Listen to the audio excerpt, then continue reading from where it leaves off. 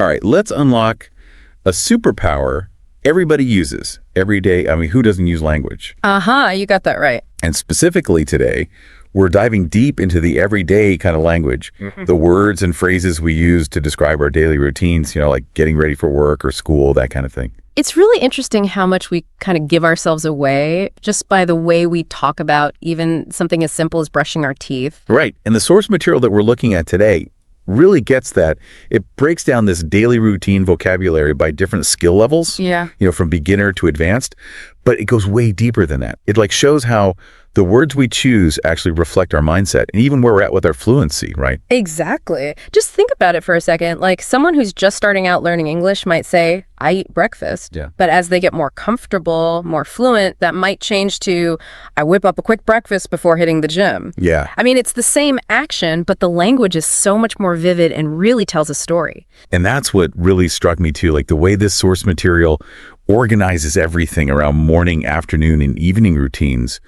It's like a roadmap of how our language actually changes throughout the day, Such a good point. Yeah, it's so smart. I mean, for example, eat lunch is pretty basic, but if you bump that up to network over lunch, that brings a whole different level of intentionality to the table. It does. It really does. The words themselves are like clues about how we approach different parts of our day. Oh, sure. So let's get started with those morning routines, right? Yeah. What are some of the shifts we see in the language? We go from a beginner level all the way up to, a more advanced level. Well, I think when you're starting out, when you're at the beginner level, it's all about just those really essential verbs, right? Yeah. Things like wake up, get dressed, have breakfast, those sorts of things. I mean, it's functional, gets the message across, but doesn't really tell us much about the person or their experience, right? Totally. It's just the bare minimum. It's like you're filling out a form at the doctor's office. Exactly. But then when we get to the intermediate level, that's where we start to see a little more personality come through. Right? For sure. Instead of brush teeth, maybe it's brush teeth for 2 minutes or use whitening toothpaste. All of a sudden, we get some detail. Exactly. And those little additions can reveal a lot about somebody, right? About their priorities, their habits. Are they really all about efficiency or are they kind of more detail oriented? The language really gives us clues. Yeah. You know what I mean? Totally. Yeah. Okay, but now we're getting to the part that I got really excited about, the advanced vocabulary. We start to see phrases like start the day on the right foot, or even recharge with a mindful morning routine.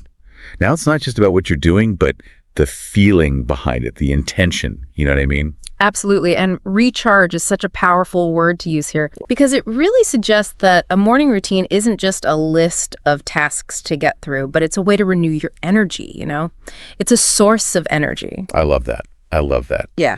And, digging a little deeper here, start the day on the right foot. Yeah. It's not just some random saying. Yeah, it's interesting. That actually has roots going all the way back to ancient Roman superstition. Really? Stepping out with your right foot first was good luck back then. Wow. That's so cool. See, even simple phrases, they can have these amazing historical and cultural layers, It makes you wonder if those ancient Romans, did they have their own version of a power breakfast or something like that? Probably. Maybe. Yeah.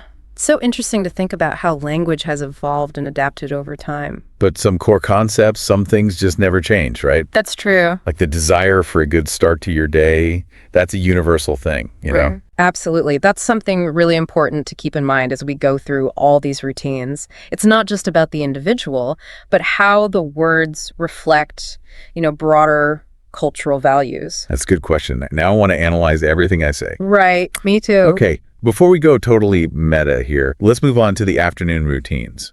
What kind of linguistic gems are waiting for us there? Well, it's interesting to see how the focus shifts as the day goes on, right? Yeah. So in the morning, it's all about getting ready, getting energized. And then in the afternoon, the language starts to reflect how we interact with the world, especially in work or professional settings. Right. It's we go from eat lunch to grab a quick bite to, like you said, network during lunch. Exactly. And it's the pace picks up, the stakes get higher. Yeah. It's almost like a video game or something. Yeah, Level up. That's a great analogy because it shows how our language has to adapt to our changing roles, the different contexts we find ourselves in. It does. Even eating is different. It becomes more strategic. Totally. You're not just eating to live, you're eating to win. But, there's also this interesting thread of recharging that kind of runs through all the afternoon routines. Oh, yeah, for sure. Like phrases such as take a power nap or recharge with a walk. So we know it's important to keep that energy going. Yeah, absolutely. It suggests that we need these intentional breaks. Right. It's not just about pushing through, Right. You got to take a break. You know what I mean? I think about my own afternoons and how often I say I'm going to power through this afternoon slump. Yeah. But what I really need is to recharge. It's like there's this tension between what we feel like we should be doing and then what we actually need to do to thrive. Yeah, it's really interesting. And the language helps us kind of figure that out. Yeah. I'm curious, when you think about your afternoon routine, what are some of the phrases that come to mind? Well, I definitely catch myself saying catch up on emails way more than I should. I wish I could get rid of that one. But I also try to say, find my flow when I'm working on a project, Yeah. It's like acknowledging that productivity isn't always linear. Sometimes you have to find it. That's a good one. Find my flow. I like that. So that kind of brings us to a crucial question here. How do these afternoon routines, how do they set us up for a successful evening? That's a really good question. And actually, I'm already noticing some interesting connections between the way we talk about recharging in the afternoon and the way we describe how we wind down in the evening, Right. It's almost like a mirror image. In the afternoon, we're trying to keep that energy up, but then in the evening, it's all about how to restore it. The language totally reflects that shift. Okay, so let's get into those evening routines. How does the language evolve as we get closer to bedtime? And what does that tell us about what really matters to us, our priorities and mindsets? Well, like we saw before, at the beginner level, it's all about those familiar actions. Have dinner, watch TV, go to bed. It's all really simple and straightforward, and it's all about our basic needs, right? Totally. It's like hitting the reset button after a long day. Yeah. But when we move up to the intermediate level, things start to get a little more intentional. Yeah. We see phrases like spend time with family or read a book or even practice a hobby. Yeah, that's a really cool shift. It's like now there's this awareness of nurturing our relationships and spending time doing things that bring us joy and pursuing our passions. Right. It's about creating a more balanced, fulfilling life. Yeah, so I bet those advanced speakers, they take that even further, right? What kind of language do we see when people are really intentional with those evening routines? Yeah, you're totally right. Instead of just saying watching TV, you might hear something like disconnect from screens or engage in mindful relaxation. Yeah. And instead of just going to bed, it's prepare for a restful sleep.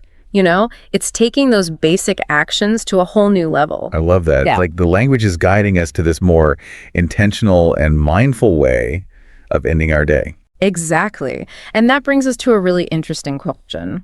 How does the language we use to describe our evening routines, how does that affect how we sleep and even our overall well-being? That is a good question. It's something I'm going to be thinking about a lot, I think, as we go through this deep dive.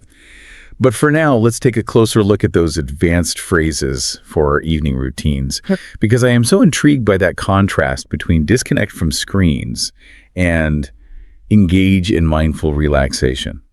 What do you think the difference is there? Like, what's the significance of those two things? Yeah, it's such a subtle but powerful shift. I think the disconnect from screens is kind of acknowledging that technology can really mess with our sleep. It overstimulates us. Right. And it's like saying that rest is more important. We need to create boundaries, Yeah. And then engage in mindful relaxation takes it even further. You're not just avoiding things. You're creating a sense of calm. You're being present. You know what I mean? Yeah. I think that shows a deeper understanding of the connection between our mind and body. It's funny. I'm feeling more relaxed just thinking about these phrases right now. I know, me too. It's crazy how much of an impact language has on us, Totally. It reminds us that even little changes in the words we use can make a huge difference. This is making me rethink how I talk about my own evening routine, for sure. Yeah. But before we go down that road, let's give our listeners a chance to think about this, Yeah, let's take a breath here. Think about your own evenings, right? What are some of the phrases you use to talk about how you wind down, Do you find yourself using those words that are more mindful, more intentional, or are you more focused on just checking things off your to-do list? That's a really interesting thing to think about because, sometimes the words we use, they reveal more about us than we think. That's what's so cool about this deep dive into this vocabulary.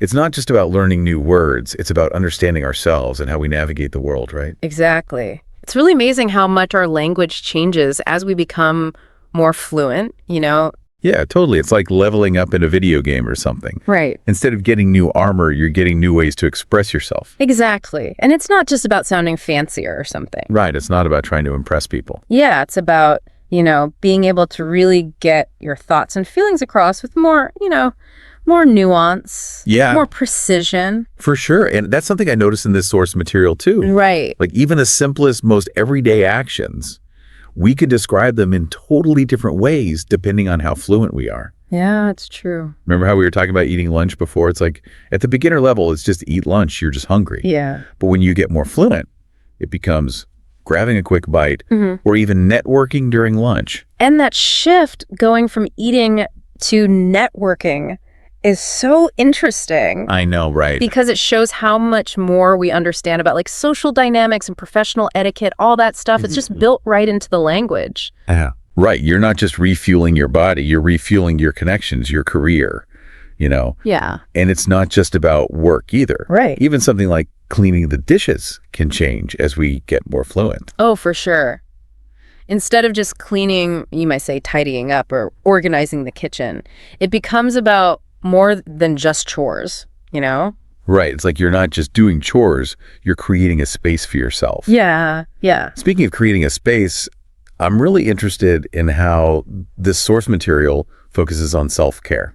Oh, yeah, me too. I thought that was so interesting. It's there throughout all three routines, but I feel like it gets more intentional, I guess, as the skill level increases. Yeah, it's woven into the language, for sure. Yeah, like, instead of just watching TV in the evening, it's reading a book or taking a relaxing bath. Yeah. It's all about recognizing that me time is important.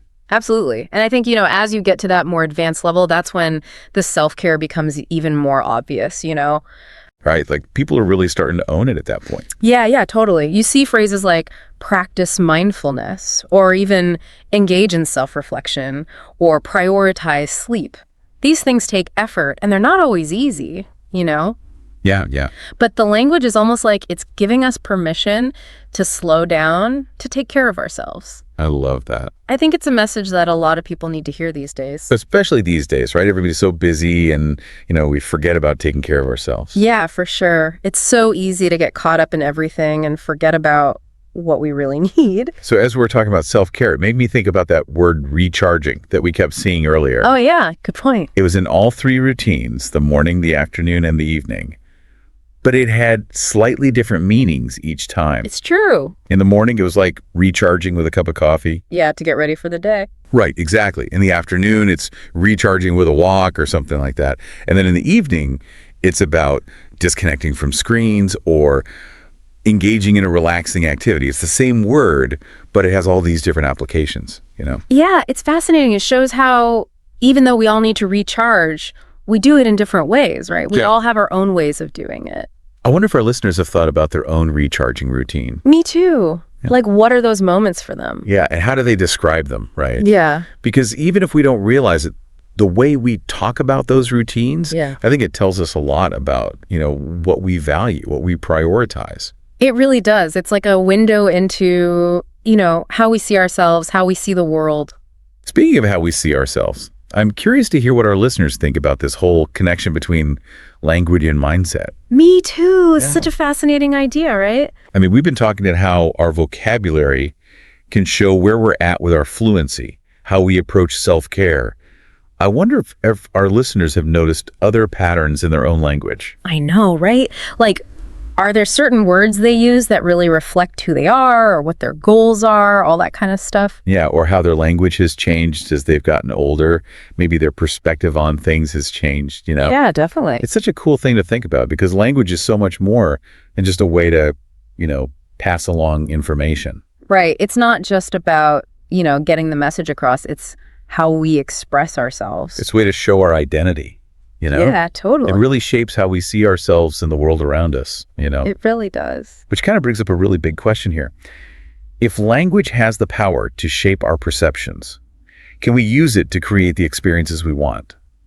Can we actually, make things happen with the words we choose? Whoa. That's a big question. That makes me think about all those like really intentional phrases we talked about, like setting intentions, or even visualizing success. Cultivating gratitude. Right. Those are all about shaping our thoughts and feelings with words. Exactly. It's like using words as tools to create a more positive mindset. Right. It's all about that inner voice. Yeah, exactly. And if we can train that voice to be more encouraging, to be more positive, that's got to have an impact on our actions, right? For sure. It's like we're programming our minds for success just by choosing the right words, Totally. It makes me think about this quote I read once. The words you speak become the house you live in. It's so true. Oh, I love that. It really shows how much power our words have, And it makes me wonder how our listeners are using their words, right? Are they being intentional or are they just letting things happen, Yeah, like are they choosing words that support their goals and their values? Right. Or are they kind of letting those negative thoughts take over? Yeah. It's something we all need to be mindful of, right? Totally, because language is such a powerful tool. It can really help us change our lives for the better, Absolutely. And as we go through this deep dive, I'm excited to see what else we can learn about how language connects to our everyday lives. Going through all these different phrases about our routines, I've noticed something kind of interesting. Oh, yeah. What's that? It's like a shift from focusing on just tasks to focusing on experiences. You're right. I see that. Yeah, like at the beginner level, everything's very task-oriented, Yeah. make the bed, eat dinner, go to sleep. Right, like checking things off a list, just getting it done. Exactly. But then we get to the advanced level, the language gets, more sophisticated, more about enjoying the process. I like that, enjoying the process. Instead of just having dinner, it's like enjoying a home-cooked meal or sharing a meal with loved ones. There's more feeling there, you know what I mean? Absolutely. It's like we're appreciating the experience more. Yeah, exactly. And it's not just about food either. Right. Like even work-related phrases, they change in the same way. At the beginner level, you might say work on a project. But at the advanced level, you're collaborating with colleagues or contributing your expertise. Yeah, it's about finding meaning in what you're doing, not just getting it done.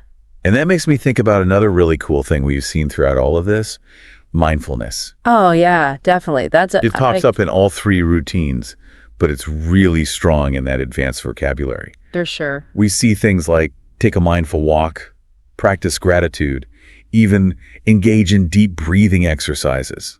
It's like the words themselves are trying to get us to be more present, more intentional. It's about slowing down, being in the moment. Exactly. Yeah. It's pretty amazing to think about how much power our words actually have. It really is, I mean, they can change how we think, how we feel, even what we do. So as we wrap up this deep dive into all this routine vocabulary, I want to leave our listeners with one last thought. Okay, I'm listening. Pay attention to the words you use. That's good advice. Yeah.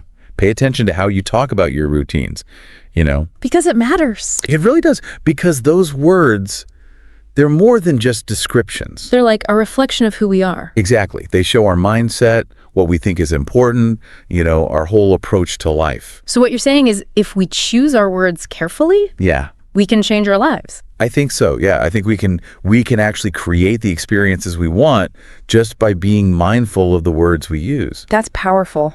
It is. So to all our listeners out there, go out and write your own story, I love that. Write your own story. Choose your words wisely.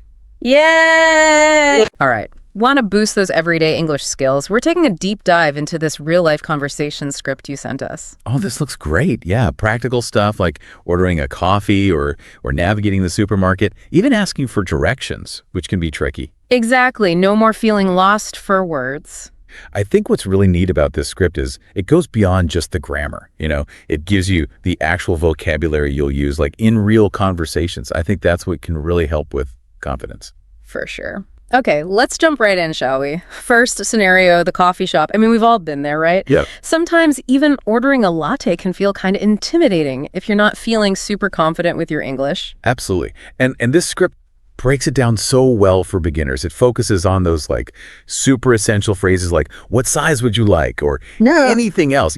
They might seem basic, but it's like once you've got those down, it makes the whole interaction so much smoother. It even emphasizes, like even those things we take for granted, like saying please and thank you. It's amazing how much those little courtesies can really like improve any interaction, even just grabbing a coffee. Oh, totally. It's like a little bit of social lubricant, right? Yeah. And this script even has like a practice scenario Yeah. where someone orders a latte instead of a cappuccino. So you're getting comfortable with those core vocabulary words. Now let's shift gears a bit and head to the supermarket. I think for English language learners, the grocery store can be a whole new world, like aisles and sections and shelves, all those specific terms. It can be so overwhelming. This script does such a good job of giving you the vocabulary you need to navigate that world, like introducing terms like aisles, dairy section, top shelf, Imagine you can walk into a store and actually find what you need. And I love that it even has an example about gluten-free bread. You're learning practical vocabulary, but you're also, being introduced to words related to like dietary needs, which is super helpful in real life these days. Yeah. Plus, it's not just telling you what the words mean. It gives you a chance to practice using them. There's this scenario where someone's looking for sugar-free cereal, and the shop assistant actually helps them find it. So you see those words in action. Okay, ready for a challenge. The script also tackles asking for directions, which I think we can all agree can be a little nerve-wracking, even for more experienced English speakers sometimes. Oh, for sure. And this is where clear communication is so, so important. Words like nearest, blocks, entrance can really make all the difference in actually getting to where you need to go. And this script, it gives you those exact phrases. I love that they even include a safety tip. Be careful crossing the main road. Because, it's not just about language, right? It's about, like, equipping you with the actual knowledge you need to navigate a new city or a new place. Exactly. And they bring it all to life with a practice scenario. Like, imagine you're a traveler, you're trying to find the park, and this friendly local gives you clear, easy-to-understand directions. It helps you picture yourself actually using those phrases. So far, I think we can agree this script is proving to be, like, a really good resource for building practical English skills. And it's not just about throwing information at you. It's about actually giving you the vocabulary and the confidence to use it. Like having a toolbox. Yeah. And it's filled with all the right words and phrases for those, like really common everyday interactions. And I think the best part is it encourages you to actually take those tools and use them in your daily life. Oh, but wait, there's more.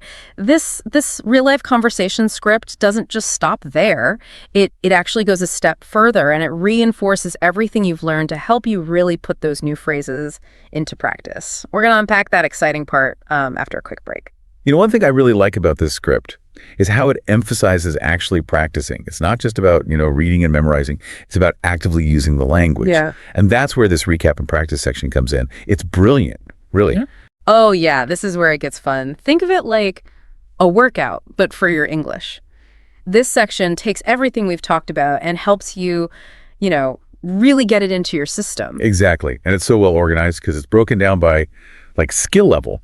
Yeah. So if you're just starting out, you can focus on the basics, ordering a coffee, asking for directions, things like, I'd like a latte, please, or where can I find the bread aisle? Those are your building blocks. And as you get more comfortable, they introduce more, like slightly more complex phrases for the intermediate learners. So you can start saying things like, do you have any dairy-free milk?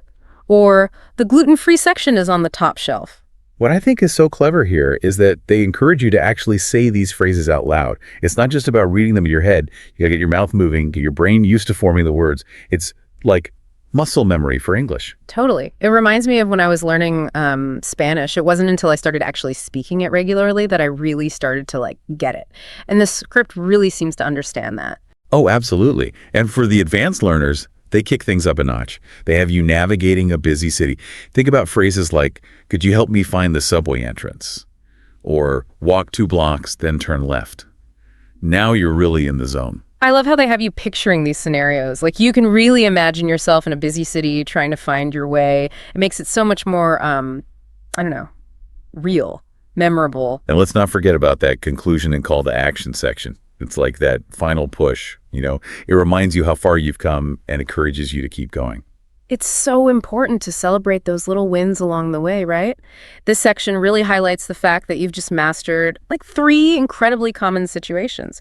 Ordering coffee, navigating the supermarket, asking for directions, and these are things you'll use all the time. And they even encourage you to, engage with the material, like, leave a comment, subscribe, share with your friends. I think that's so cool. Yeah. It's like building a community of learners. It's so motivating.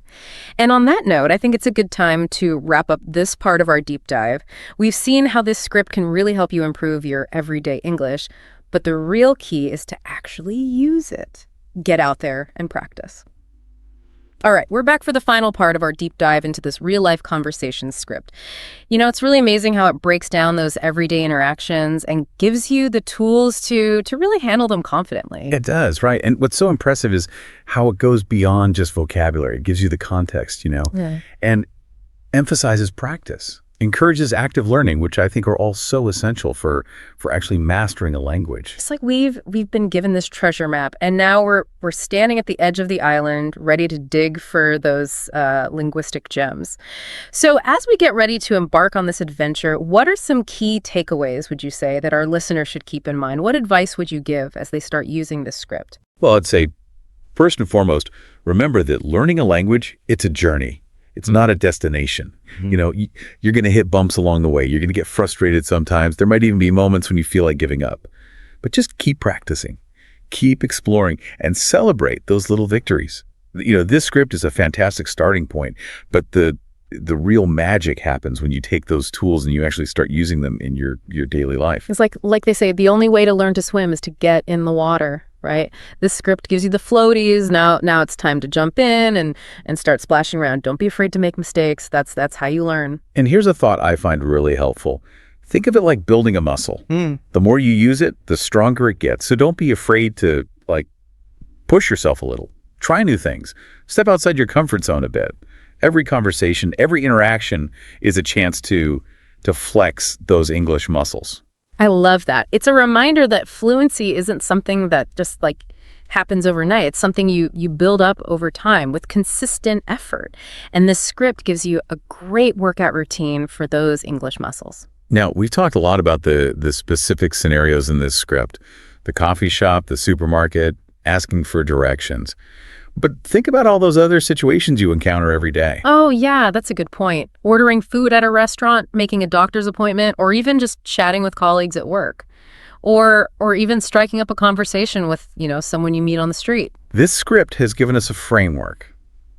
But how can our listeners apply these same principles to those other situations? How do they branch out and expand their conversational repertoire? That's a great question. Any tips? I think one of the most valuable skills you can develop is the ability to observe. Pay attention to how native speakers express themselves.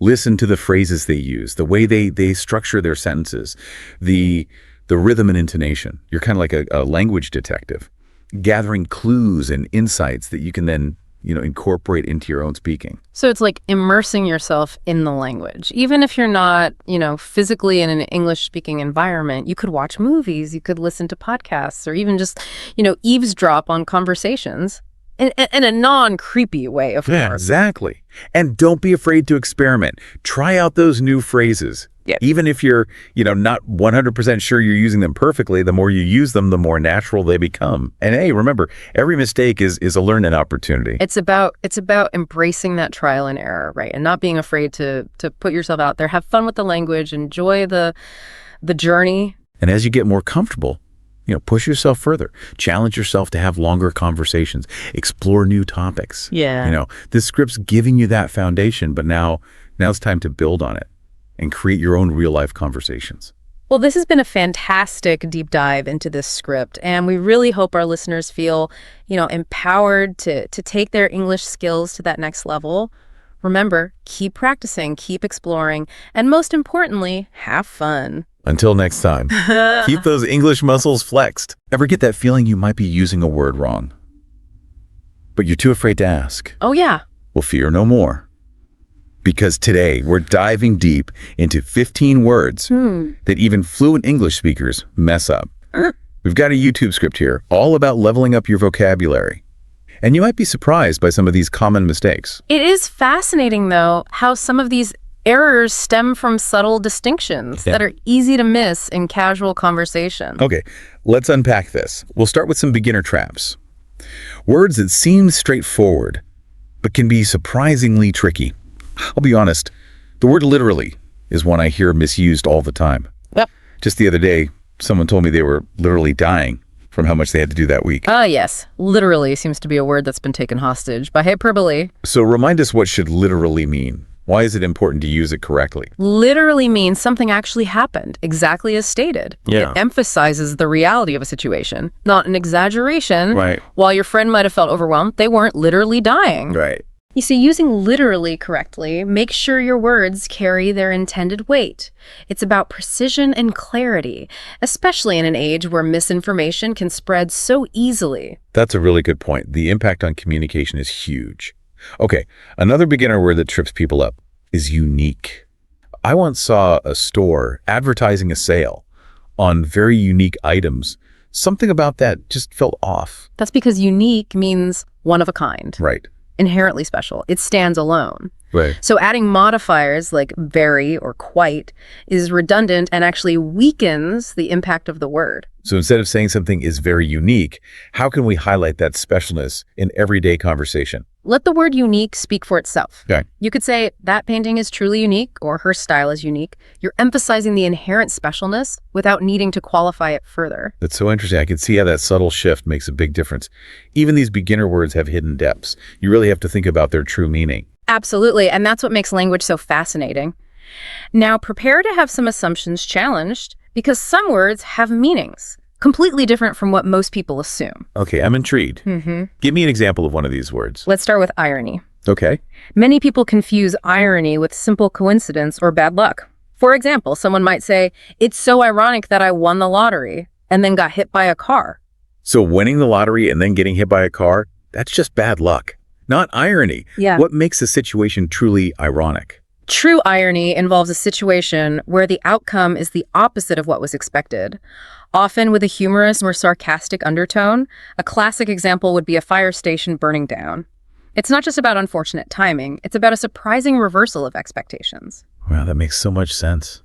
It's not just about something bad happening. It's about the unexpected nature of the situation. You see, understanding irony helps us analyze situations more deeply. It's not just about bad luck. It's about recognizing the unexpected and sometimes absurd nature of life. Speaking of unexpected twists, Yeah. let's talk about a word. Often misused in situations with high stakes. Alibis. I feel like I hear people using alibi as a synonym for any kind of excuse. Yeah. Like, oh, I have a good alibi. Right. Yeah. That's a common mistake. People might say, "I didn't finish the project, but I have a good alibi." Wait, so if it's not just any excuse, what makes a real alibi? I'm genuinely confused. An alibi has a very specific legal meaning. Okay. It refers to proof that someone was somewhere else at the time a crime was committed, demonstrating their innocence. It's not just any excuse. It's evidence that clears someone of suspicion. So using alibi to explain why you didn't finish a project wouldn't really make sense. Exactly. Using alibi in casual conversation when you simply mean excuse can actually undermine your credibility. It shows a lack of precision in your language. Okay, this is making me rethink how I use these words. What other intermediate words are lurking out there, ready to trip us up? How about a word that's often confused with its near opposite? Disinterested. Many people use disinterested to mean uninterested or bored. For instance, someone might say, "I was completely disinterested in that meeting." Disinterested. If it doesn't mean bored or uninterested, then what does it actually mean? Disinterested actually describes someone who is impartial or unbiased, free from personal stake or interest in a situation. A good example would be a judge who must remain disinterested in the outcome of a case. Okay. They can't be swayed by personal opinions or biases. So if I wanted to say that I found the meeting boring, disinterested wouldn't be the right word to use. Precisely. In that case, uninterested or bored would be more accurate. Right. Disinterested implies neutrality and objectivity. It's about being impartial, not uncaring. I never realized how a single word could completely change the tone and meaning of a sentence. It's all about understanding those subtle but powerful nuances. Absolutely. And that's what we're here to explore. Are you ready to be bemused by the next word? Bemused. Okay, you've definitely got my attention. What's so tricky about this one? People often think bemused means amused or entertained. Okay. You might hear someone say, I was bemused by his silly jokes. So if bemused doesn't mean amused, then what's the real meaning? Bemused actually means puzzled, bewildered, or even slightly confused. Think of it as a state of mild perplexity, for example. You might be bemused by a riddle you can't solve. Huh? Or a strange event you don't fully understand. So it's not about laughing at a joke. It's about that feeling of, wait, what just happened? Mm-hmm. That makes a lot of sense. Imagine someone watching a magic trick. Right. Their brow furrowed, a slight smile playing on their lips. Yeah. That's bemusement. It's not amusement, but a fascinated perplexity. Okay, now I'm really starting to understand the difference. Uh-huh. Bemused is a much richer word than I realized. Mm-hmm. It's about that space between amusement and confusion. Exactly. And these subtle distinctions can make a big difference in how your message is received. Are you ready for our final intermediate word? Bring it on. I'm ready to tackle anything. All right. Let's explore a word that's often misused to describe something grand or impressive. Enormity. People often use enormity to emphasize the sheer size or scope of something. Uh-huh. You might hear someone say, I was overwhelmed by the enormity of the project. That's how I usually use it. Mhm. But I have a feeling it doesn't quite mean what I think it means. Yeah. What's the real meaning? While enormity can relate to size, its primary meaning leans towards something more serious and weighty. Okay. It often refers to extreme wickedness, outrageousness, or the sheer gravity of a situation, Right. particularly in a moral or ethical context. So it's less about physical size and more about the weight of the implications. Precisely. For instance, if you were discussing a horrific crime, you might speak of the enormity of the act to emphasize its moral depravity and the severity of its consequences. Wow, that puts the word in a whole new light. It's not just about something being big, it's about something being profoundly impactful, often in a negative sense. Exactly. It's a word that carries a lot of weight, both literally and figuratively. Okay, we've covered a lot of ground already. And I'm starting to feel the enormity and the true sense of the word, of all these linguistic nuances. What's next on our journey? Next, we'll be venturing into the realm of advanced words, where the nuances become even more intricate. Are you ready to level up your vocabulary even further? Absolutely. I'm eager to see what other linguistic gems await us in this deep dive Yeah. into words. Right. It'd be great. Awesome. Fasten your seatbelts, because these advanced words can be real brain twisters. They're the ones that often pop up in intellectual discussions or professional settings, and misusing them can unfortunately make you sound less credible. Okay, I'm ready to face the advanced word challenge head on. Let's start with one that I've definitely struggled with in the past. Decimate. Decimate is fascinating because its common usage has drifted quite far from its original meaning. People often use it as a synonym for completely destroy, like saying the hurricane decimated the coastal towns. Yeah, I've definitely heard it used that way. But if it doesn't mean to completely destroy, then what does it actually mean? Decimate has a very specific historical root.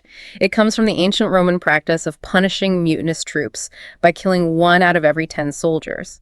So the original meaning of decimate is to reduce by 1/10, not to obliterate completely. Wow, I had no idea. That's a pretty grim origin story for a word. So using decimate to describe the total destruction of a town wouldn't be quite right. Exactly. It's a case of hyperbole overtaking precision. While the impact of a hurricane can be devastating, it's unlikely to literally reduce a town's population by exactly 1/10. This is why I love these deep dives. You uncover these hidden layers of meaning that we often miss in everyday conversation. It's like learning a secret code. This word's bloody history reminds us that language carries the weight of the past. Even today, decimate suggests a severe calculated reduction, not total destruction. Okay, what other advanced words are waiting to be decoded? Let's tackle one that often gets misused in academic circles: peruse. Peruse. I'll admit I've been guilty of using this one incorrectly myself. I always thought it meant to quickly skim through something. That's a very common misconception. In reality, peruse means to read thoroughly and carefully. It implies a close and attentive examination of a text, not a hasty glance. So if I said I perused the report before the meeting, it would mean I'd given it a very close read, not just skim the headings. Precisely. Using peruse correctly conveys a sense of diligence and attention to detail. It suggests you've really absorbed the information. This is another one of those aha moments. I'm realizing that using these advanced words correctly can signal a certain level of intellectual rigor. It shows you're not just skimming the surface. Exactly. It's about choosing words that accurately reflect the depth of your engagement with the topic. All right, bring on the next advanced word challenge. I'm feeling more and more confident with each one we tackle. Let's see if you can crack the code on this one. Nonplussed. Nonplussed. This one seems tricky. I've heard it used to describe someone who's calm and collected under pressure. Like, even though the presentation went wrong, she remained nonplussed. That's a clever guess, but it's actually the opposite. Nonplussed describes a state of being surprised and confused, often to the point of speechlessness. It's that feeling of being caught off guard and unsure how to react. Wow, so it's almost like being speechless with shock. Exactly. Nonplussed implies a momentary loss of composure, a sense of being bewildered. It's that deer in the headlights feeling. That makes so much more sense. I can see how misusing this word could lead to some awkward situations. Indeed, it highlights the importance of understanding the nuances of these advanced words. They can have a big impact on how our message is perceived. Okay, what other advanced word adventures await us?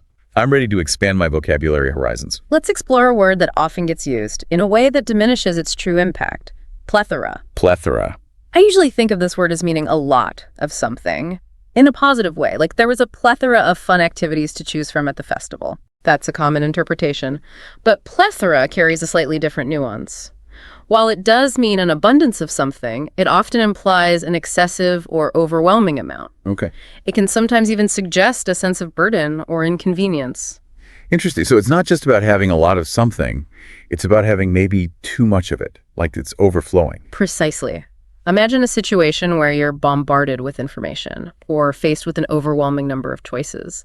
That sense of being inundated can be captured by the word plethora. So if I were to say, I have a plethora of emails to respond to, it would imply that I'm feeling a bit swamped by them, not necessarily excited about having a full inbox. Exactly. It's about that tipping point where abundance starts to feel like excess. It's about that too much of a good thing feeling. I'm starting to see how using plethora correctly can add a layer of sophistication to my descriptions.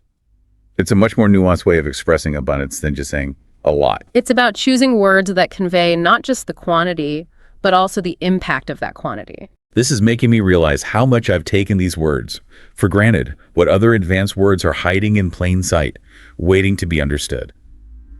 Let's delve into one that's often misused in discussions about facts and information. Factoid. Factoid. This one seems pretty straightforward. I always thought it just meant a small or trivial fact. That's how it's commonly used, but its original meaning is a bit more nuanced, even controversial.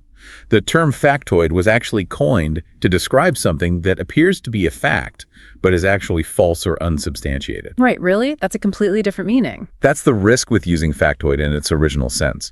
It implies a degree of skepticism or even doubt about the validity of the information being presented.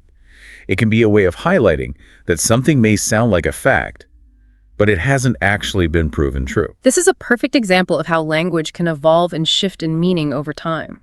It's important to be aware of both the common usage and the original intent behind a word. You're absolutely right. Language is a living, breathing thing that constantly adapts and changes. Our goal is to be aware of those changes and use words in a way that is both accurate and effective. So how can we use factoid in a way that doesn't accidentally spread misinformation? If you're unsure of the accuracy of a piece of information, it's best to avoid using factoid altogether. You could say something like, here's an interesting tidbit, or this might be a bit of trivia, but this avoids any implication that the information might be false. That's really helpful advice. Okay, bring on the next advanced word. I'm ready to conquer some more linguistic complexities. Let's tackle a word that often causes confusion in discussions and debates. Moot. Moot? I've always thought of this word as meaning irrelevant or pointless. Like that argument is moot because the decision has already been made. That's a common understanding, but it's not entirely accurate. While moot can relate to something that's no longer relevant, its original meaning is a bit more nuanced. It originally referred to a matter that is open for debate or discussion. So if a topic is moot, it's not necessarily pointless. It just means there's room for further discussion or consideration. Precisely. Imagine a legal case where the circumstances change, making the original point of contention no longer relevant to the outcome. The issue might be considered moot, not because it was unimportant, but because it's no longer central to the case. That's a really helpful clarification. So it's less about the topic being irrelevant and more about its significance having shifted or diminished. Exactly. It's about acknowledging that the context has changed, and the original point of debate may no longer be the primary focus. I'm definitely feeling more enlightened than moot after tackling that one. What other advanced word adventures await us? Let's wrap up our exploration of advanced words with a pair that often trips people up: infer and imply. Infer and imply. The classic conundrum. I know these words are related to drawing conclusions, but I often mix them up. It's a common confusion. The key difference lies in who is doing the action. The speaker or writer implies something, meaning they suggest or hint at something without stating it directly. The listener or reader infers something, meaning they draw a conclusion based on what is implied. So if I were to say, it's getting late, I might be implying that it's time to go, even though I haven't explicitly said so. Exactly. And if you, as the listener, understood my implication, you would have correctly inferred my meaning. I see. So it's a two-way street. The speaker sends out a subtle signal, and the listener picks up on that signal and draws a conclusion. Precisely. It's like a subtle dance of communication where meaning is conveyed through suggestion and interpretation. This distinction is so subtle, but it's crucial for clear communication. Misusing these words can lead to all sorts of misunderstandings. Absolutely. Mastering the difference between infer and imply is essential for navigating conversations and interpreting written texts accurately. It's about understanding both sides of the communication equation. Wow, we've covered a lot of ground in this deep dive. It's amazing how much depth and complexity there is to these seemingly simple words. And we've only just scratched the surface. But I hope you're starting to see how understanding the nuances of language can empower you to communicate with greater clarity and precision. I'm definitely feeling a lot more confident about using these words correctly. It's like a whole new world of linguistic possibilities has opened up. And that's the beauty of language learning. It's an ongoing journey of discovery and refinement. Are you ready for a quick challenge to test your newfound knowledge? Absolutely. Bring it on. All right. Hit me with that word challenge. I'm ready to put my knowledge to the test. Okay. Let's see if you can recall the true meaning of nonplussed. Without looking back at our discussion, take a moment to think about it. Okay. No peeking. I think I've got it. Nonplussed means to be surprised and confused, almost to the point of speechlessness. It's like that feeling of being completely thrown off guard and not knowing how to react. That's absolutely correct. You've successfully decoded nonplussed. It seems our deep dive has truly expanded your vocabulary horizons. I'm feeling pretty proud of myself right now. This whole experience has been eye-opening. I've realized that using words correctly isn't just about sounding smart. It's about communicating effectively and ensuring that my message is understood. It's about wielding the power of language with precision and care. Choosing words that accurately reflect not only what we want to say, but also the subtle nuances of meaning we wish to convey. You know, it's funny because I used to think that vocabulary was just about memorizing definitions. But this deep dive has shown me that it's so much more than that. It's about understanding the history, the etymology, the subtle shades of meaning that make each word unique. It's about recognizing that words are not static, but dynamic. They evolve over time, their meanings shifting and adapting to reflect the changing world around us. And that's what makes language so fascinating. It's a living, breathing entity that connects us to the past, informs our present, and shapes our future. And as we wrap up this deep dive, I encourage you to continue exploring the fascinating world of language. Pay attention to the words you use, the words you encounter, and the way they impact your understanding of the world. I know I will. This has been such a rewarding journey. I'm walking away with a newfound appreciation for the power of words and the importance of using them correctly. Remember, language is a gift, a tool that allows us to connect, create, and inspire. Let's use it wisely. Absolutely. Until next time. Happy wordsmithing. Hey everybody, and welcome back to another deep dive with us. So today we're going to be looking at something pretty interesting. Yeah, this should be fun. Yeah. Basically, we're going to be going over the top 21 most frequently used words in the English language. Yeah, and it's really amazing how such a small set of words can make up like the foundation for like daily conversation. Yeah, absolutely. And, whether you're a beginner or, you consider yourself more advanced, understanding these words and how to use them effectively is really going to help you sound more fluent, more natural.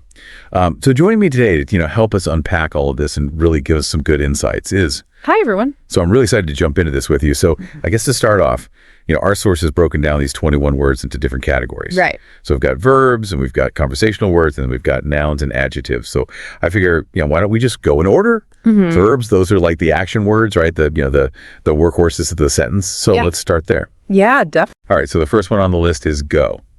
And, I think most people, when they think about go, they're thinking, it's about like physical movement. Right. Like I go to the store. Right. Exactly. But, it can also indicate like a change of state. Like the lights went out or even like a progression of time, like as the years go by. That's so true. I never really thought about like all the different ways that we use that one little word, go. All right. What about get?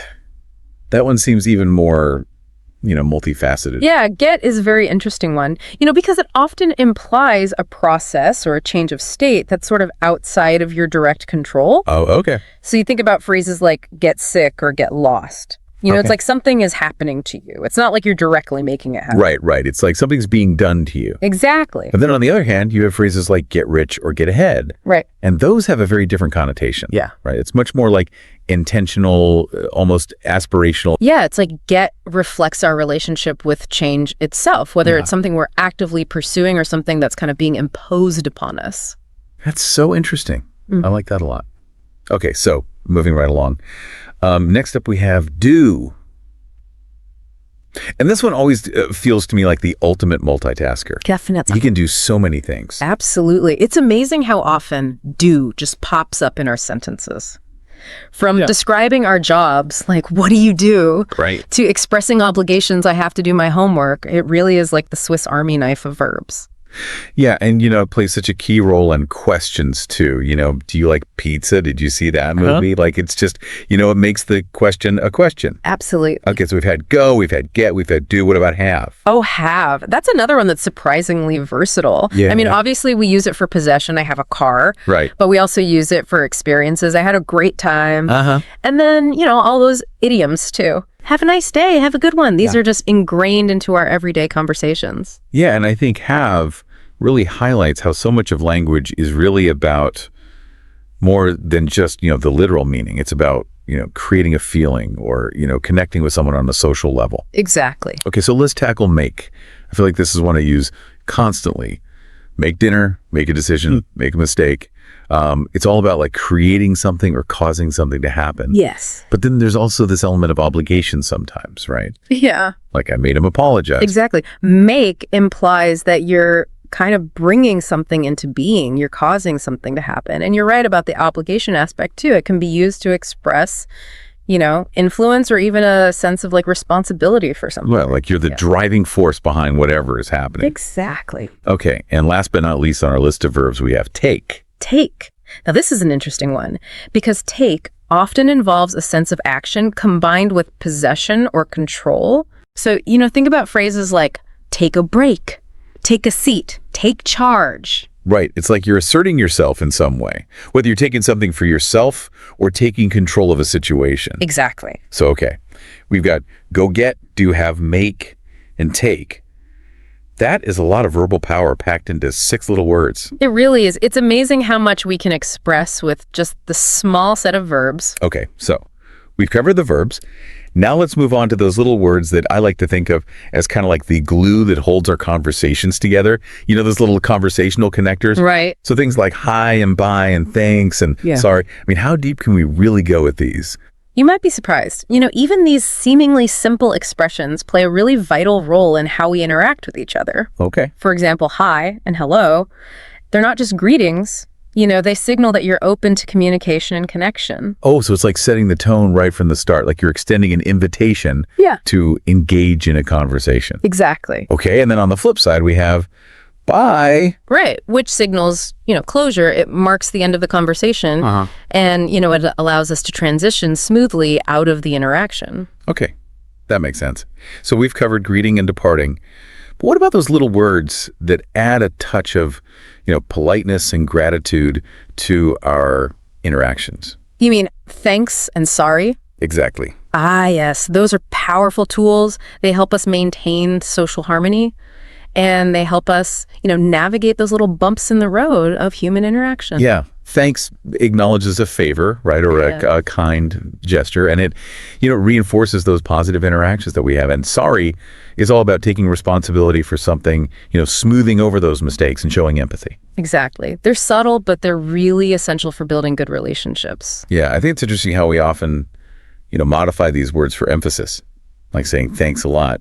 It carries a lot more weight than a simple thanks. Oh, definitely. Or I'm so sorry versus just sorry. It adds that extra layer of sincerity. Exactly. These little nuances can make a big difference.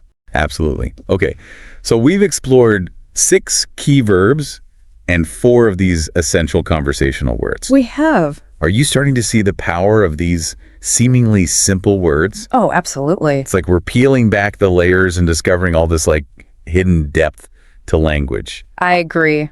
All right, so I think we're ready to tackle our next category, which is nouns. So where do we even begin with this? Well, our source has chosen a handful of nouns that represent like fundamental concepts, the building blocks of how we understand the world. Okay. So let's start with time. Okay, time. Such a basic concept, yet it governs so much of our lives. Right. We're constantly thinking of time. What time is it? Do we have enough time? It's like this invisible force shaping our days. Right. And the source actually delves into some pretty deep questions about time. Oh, really? Like, how do different cultures perceive time? What's the relationship between time and memory? It's fascinating stuff. Okay, now I'm intrigued. All right, so alongside time, we have day, which seems, very ordinary. But, it really does mark the rhythm of our lives. Have a good day. It's a brand new day. Right. And day can also refer to like a specific period in history, like back in the day or the day the music died. It connects us to this flow of time, both personal and historical. Wow, I like that. Okay, what's next? Next up is thing, which I have to admit always makes me chuckle a little bit. Why is that? Well, it's like the ultimate catch-all word, for when our vocabulary fails us. Oh, yeah. It's like the ultimate placeholder. What's that thing over there? The thing is. But, it's actually really effective at conveying meaning, even when we can't come up with, like, a more specific word. Right. It shows that communication isn't always about, perfect grammar or an extensive vocabulary.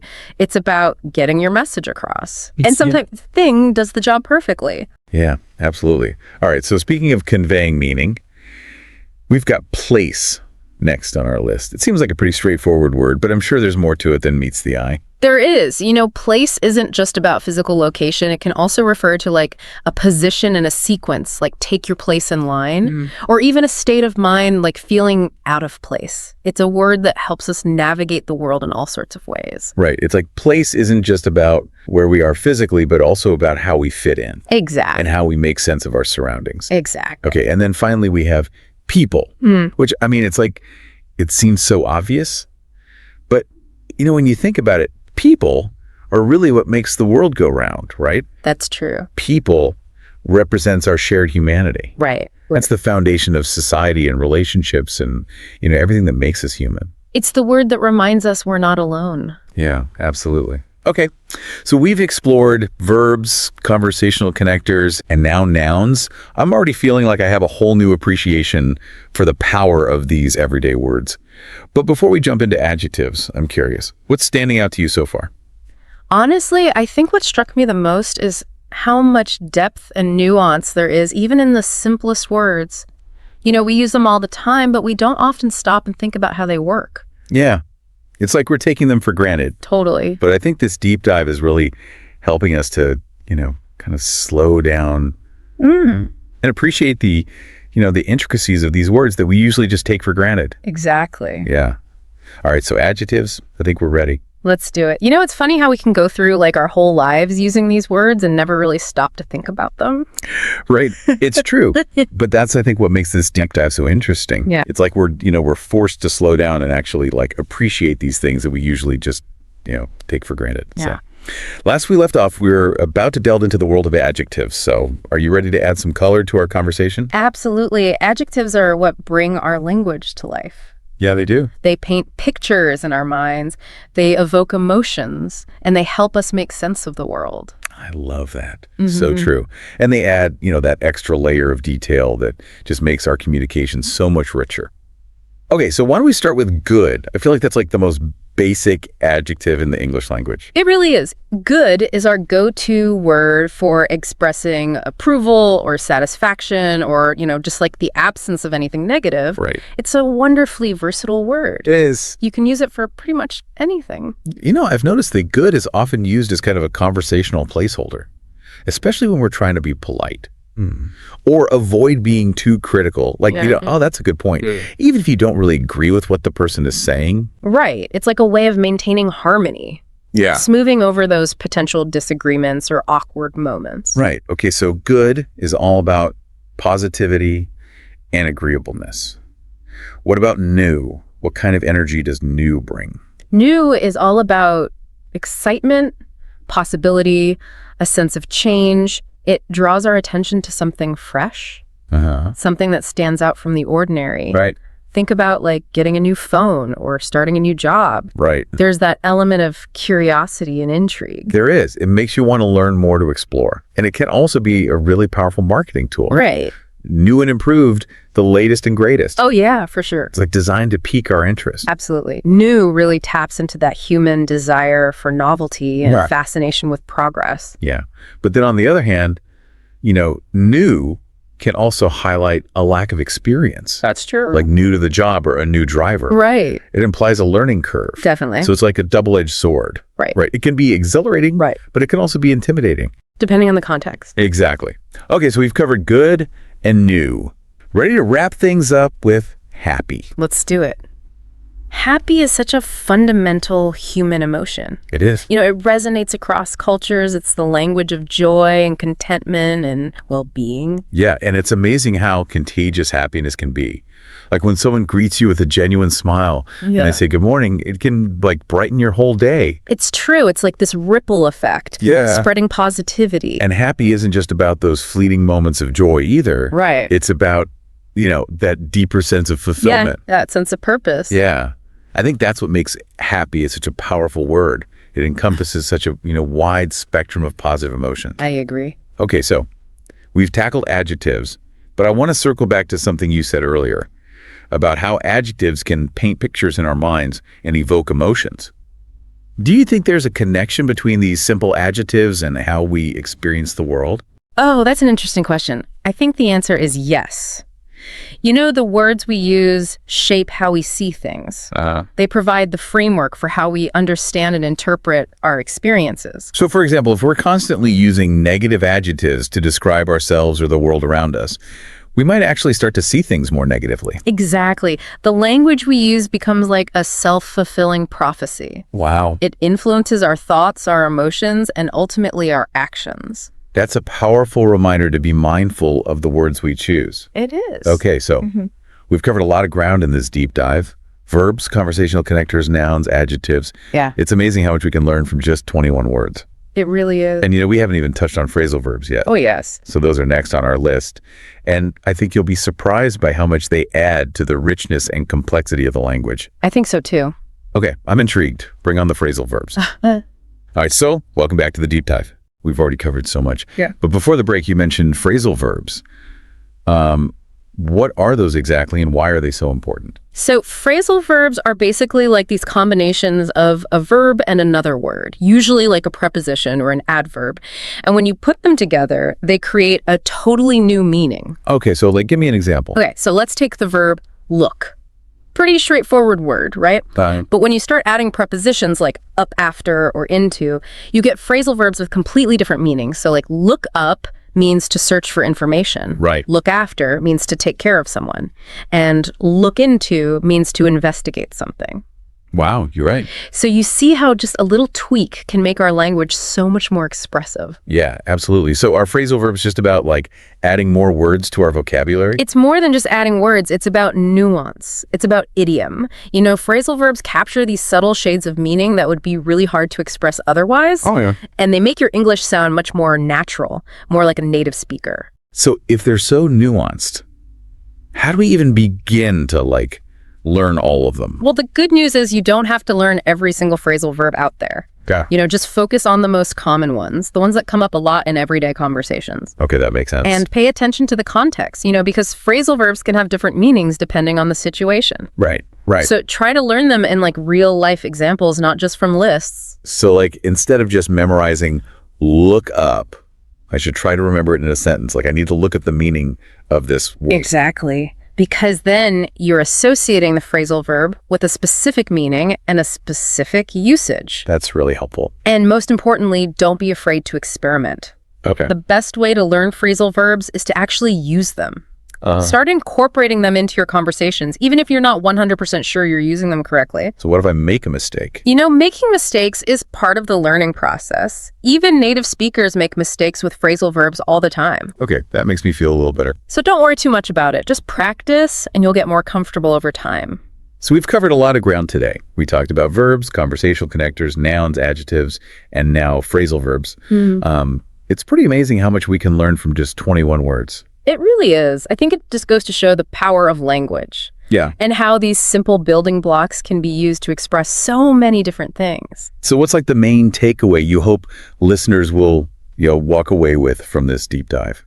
I think the most important thing to remember is that fluency isn't about memorizing a huge vocabulary or mastering all the grammar rules.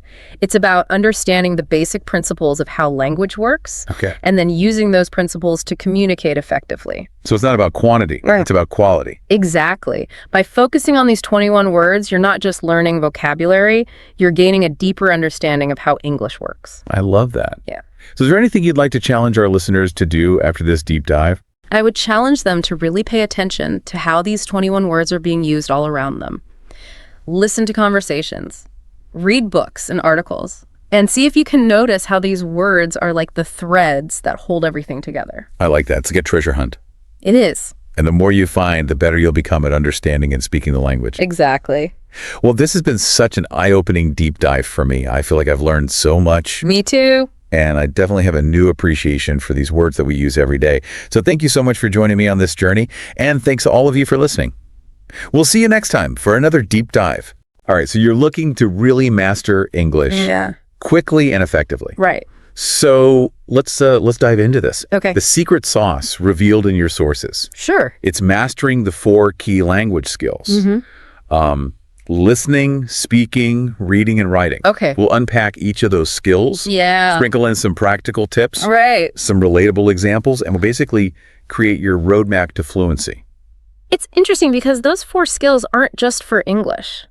Oh, really? Yeah, they're the foundation of any language. Interesting. You soak up language through listening, you communicate through speaking, you explore the world through reading, and express yourself through writing. Okay. So it's really the foundation of communication. Gotcha. So listening. Yeah. It's the base. It's the way we naturally absorb language, just like babies do. Right. Before they can even utter a word. Yeah. Immersing yourself is key. Yeah.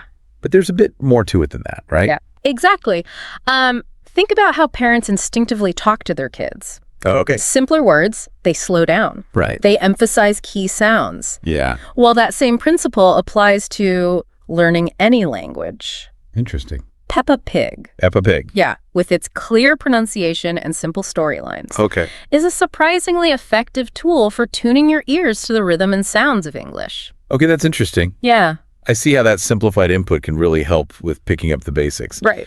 But what about those of us who maybe aren't into cartoons? Yeah. How do we immerse ourselves effectively? Subtitles are your secret weapon. Ooh. Start with your favorite shows. Okay. Friends, Stranger Things, Yeah. anything that you enjoy. Gotcha. Watching with English subtitles lets you read and listen simultaneously, Right. reinforcing your comprehension. Okay. Then try watching the same scene without subtitles to test yourself. So it's like training wheels for your ears. Precisely. That makes a lot of sense. Yeah, and it ties into the idea of active listening, Oh, okay. which goes beyond just passively hearing the words. Okay. You're mimicking pronunciation, Right. paying attention to tone, Yeah. and truly engaging with the nuances of spoken English. Active listening. I like that. Yeah. It feels a lot more deliberate and purposeful than just having the TV on in the background. Right. Okay, so we've got listening down. Uh-huh. But Yeah. speaking, Yeah, that's often the trickiest part, right? absolutely. It's easy to feel self-conscious about making mistakes. One technique that can help you overcome that fear and build confidence is shadowing. Shadowing. You listen to a sentence and you repeat it immediately, mimicking the speaker's tone and rhythm. Oh, okay. Want to try it? Yeah. Repeat after me. Okay. I'd like a cup of coffee, please. I'd like a cup of coffee, please. Hey, it's already making you think about your pronunciation more. It is? Yeah. I like that. And don't underestimate the power of everyday conversations, even if it's just talking to yourself. Interesting. Describe what you're doing as you go about your day. Right. I'm cooking dinner. I'm walking the dog. Yeah. Every little bit helps. So it's about finding those little opportunities to practice speaking, Precisely. even if it feels a bit silly at first. Exactly. And when it comes to speaking, Yeah. remember that learning sentence patterns is more effective than memorizing isolated words. Interesting. Let's revisit that coffee example. All right. Once you've got, I'd like a cup of coffee down, you can swap coffee for tea, Right. water, Uh-huh. a slice of cake. Yeah. Suddenly you've unlocked a flexible phrase for a variety of situations. Okay, that's a really helpful way to think about it. Yeah. Instead of memorizing a whole dictionary, Right. you're learning the building blocks of sentences and how to adapt them. Exactly. So we've covered listening and speaking. Yeah. What about reading? Reading is like a treasure trove for expanding your vocabulary, absorbing grammar naturally, and simply enjoying the learning process. But I imagine it can be a bit overwhelming.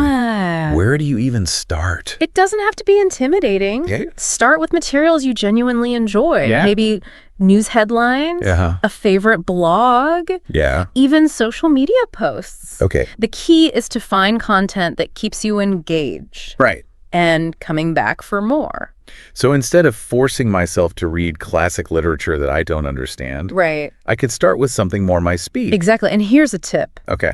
Don't get bogged down by every unfamiliar word. Right. Use context clues to guess the meaning. Oh, interesting. For example, Okay. the restaurant was crowded, Yeah. so we decided to leave. Even if you don't know crowded, you can infer it means something uncomfortable Oh, okay. or undesirable because they left. Right. That's a great point. I do that all the time when I'm reading in my native language. Why not apply it to English as well? Precisely, it's about activating those critical thinking skills. Yeah. And becoming an active reader, Right. not just passively skimming the words. You can also make reading more interactive by underlining new words, writing them down, and even creating your own sentences with them. Interesting. Yeah. So it's about turning reading into an active learning experience Exactly. rather than just passively absorbing information. Yeah. Okay, that's listening, speaking, and reading covered.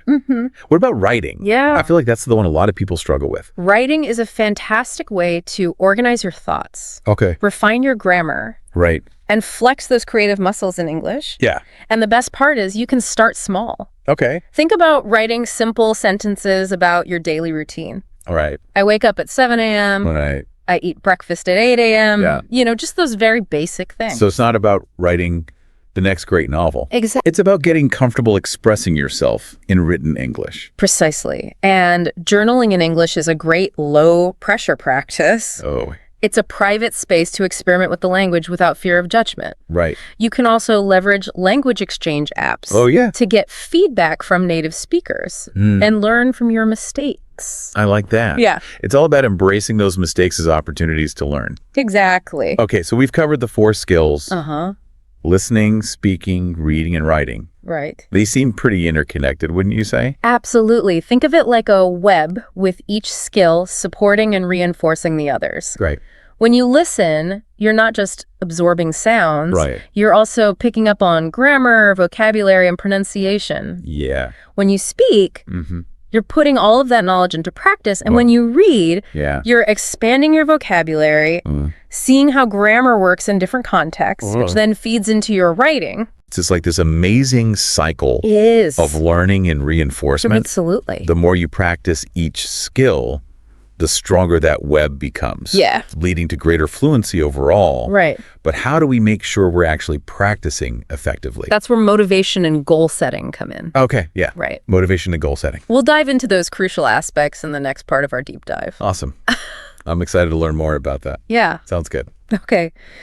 You know, it's fascinating how we often box in language learning as this rigid, Right. classroom-only activity. Yeah. But in reality, it's happening around us all the time. That's so true. When you start seeing everyday moments Yeah. as learning opportunities, Right. it really does open up a whole new world. Think about it. Every time you watch a movie, Yeah. listen to music, or even just glance at a menu, Right. you're engaging with English in some way. It's like this constant stream of input, subtly shaping your understanding of the language. And it doesn't have to be passive. Okay. You can turn those everyday encounters into active learning experiences. Now that's what I'm talking about. Yeah. How do we make that happen? Let's say you're watching a movie. Instead of just following the plot, pay attention to how the characters use certain phrases, Right. the tone they convey, Yeah. the rhythm of their speech. So I'm not just watching for entertainment. Right. I'm actively analyzing how the language is being used. Precisely. And you can apply the same principle to music.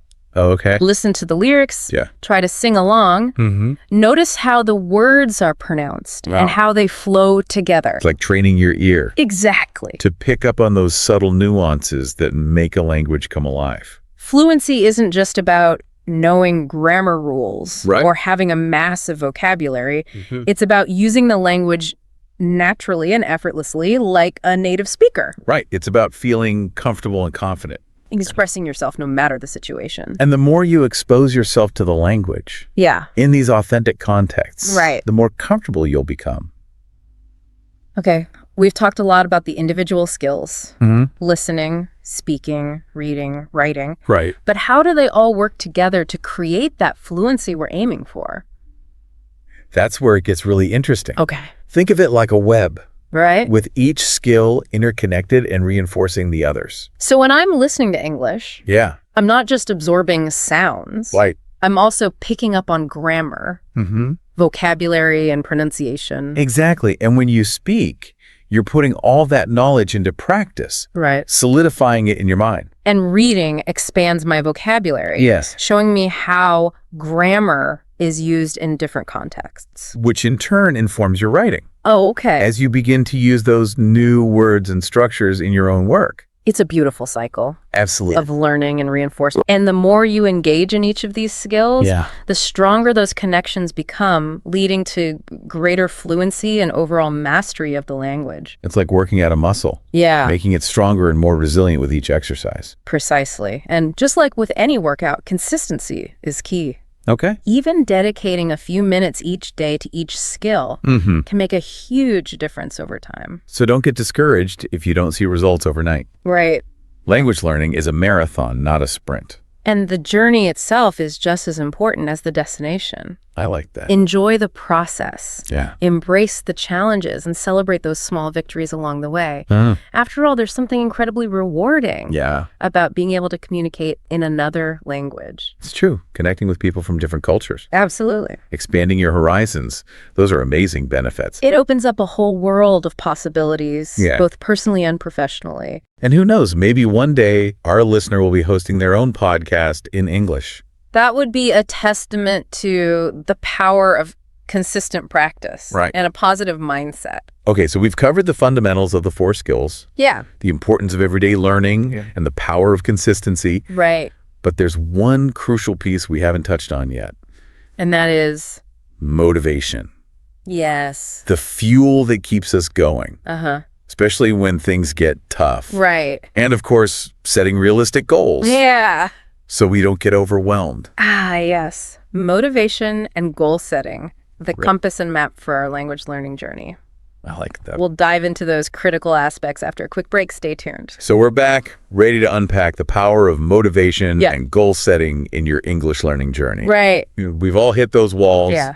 where the motivation takes a nosedive. For sure. How do we keep the fire burning? What's fascinating here is that motivation isn't this Okay. magical thing that appears. It's something you actively cultivate and nurture. Right. It all starts with connecting to your why. Your why. Yeah. Okay. So dig deep. Why are you learning English? Right.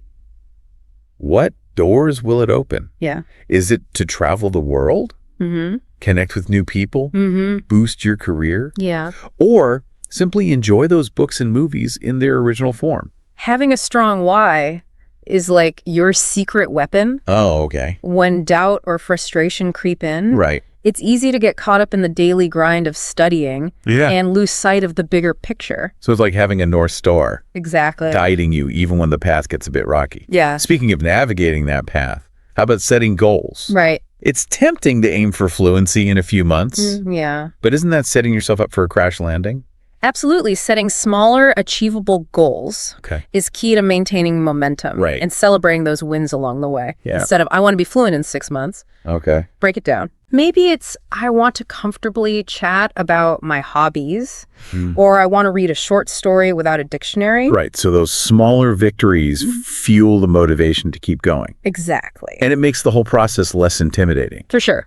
But even with smaller goals, we need to be honest about our time. Exactly. How much time can you realistically dedicate to learning each week? Right. Be specific. Create a schedule that works for you and stick to it.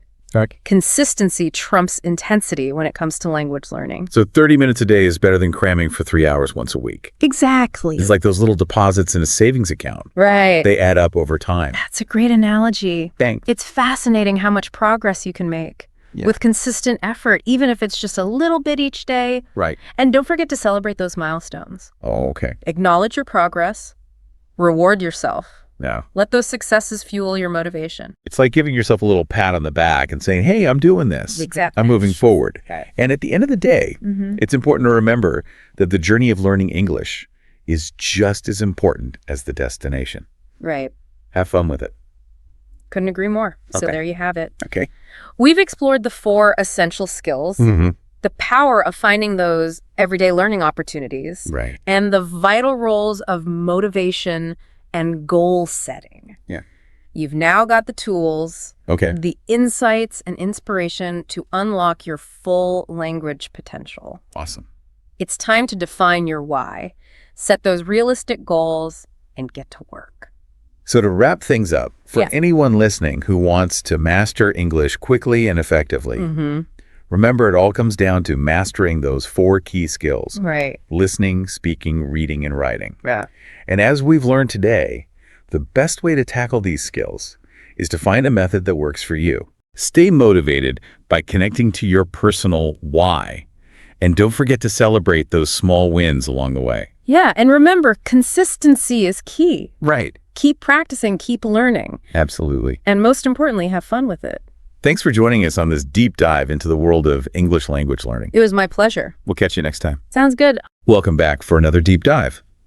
Today we're going to be tackling something you use every day, probably without even thinking about it too much. Oh, yeah. Like what? Numbers and time. Okay, interesting. And how are we diving into that? Well, our roadmap for this deep dive is a 100-minute lesson plan. 100 minutes. That's pretty intense. Well, don't worry. We're giving you the express tour. Okay, that makes me feel better. I mean, you might be thinking, I already know numbers. I know how to tell time. But, think about it this way. This deep dive is about the structure of how we learn these concepts. Ooh, okay.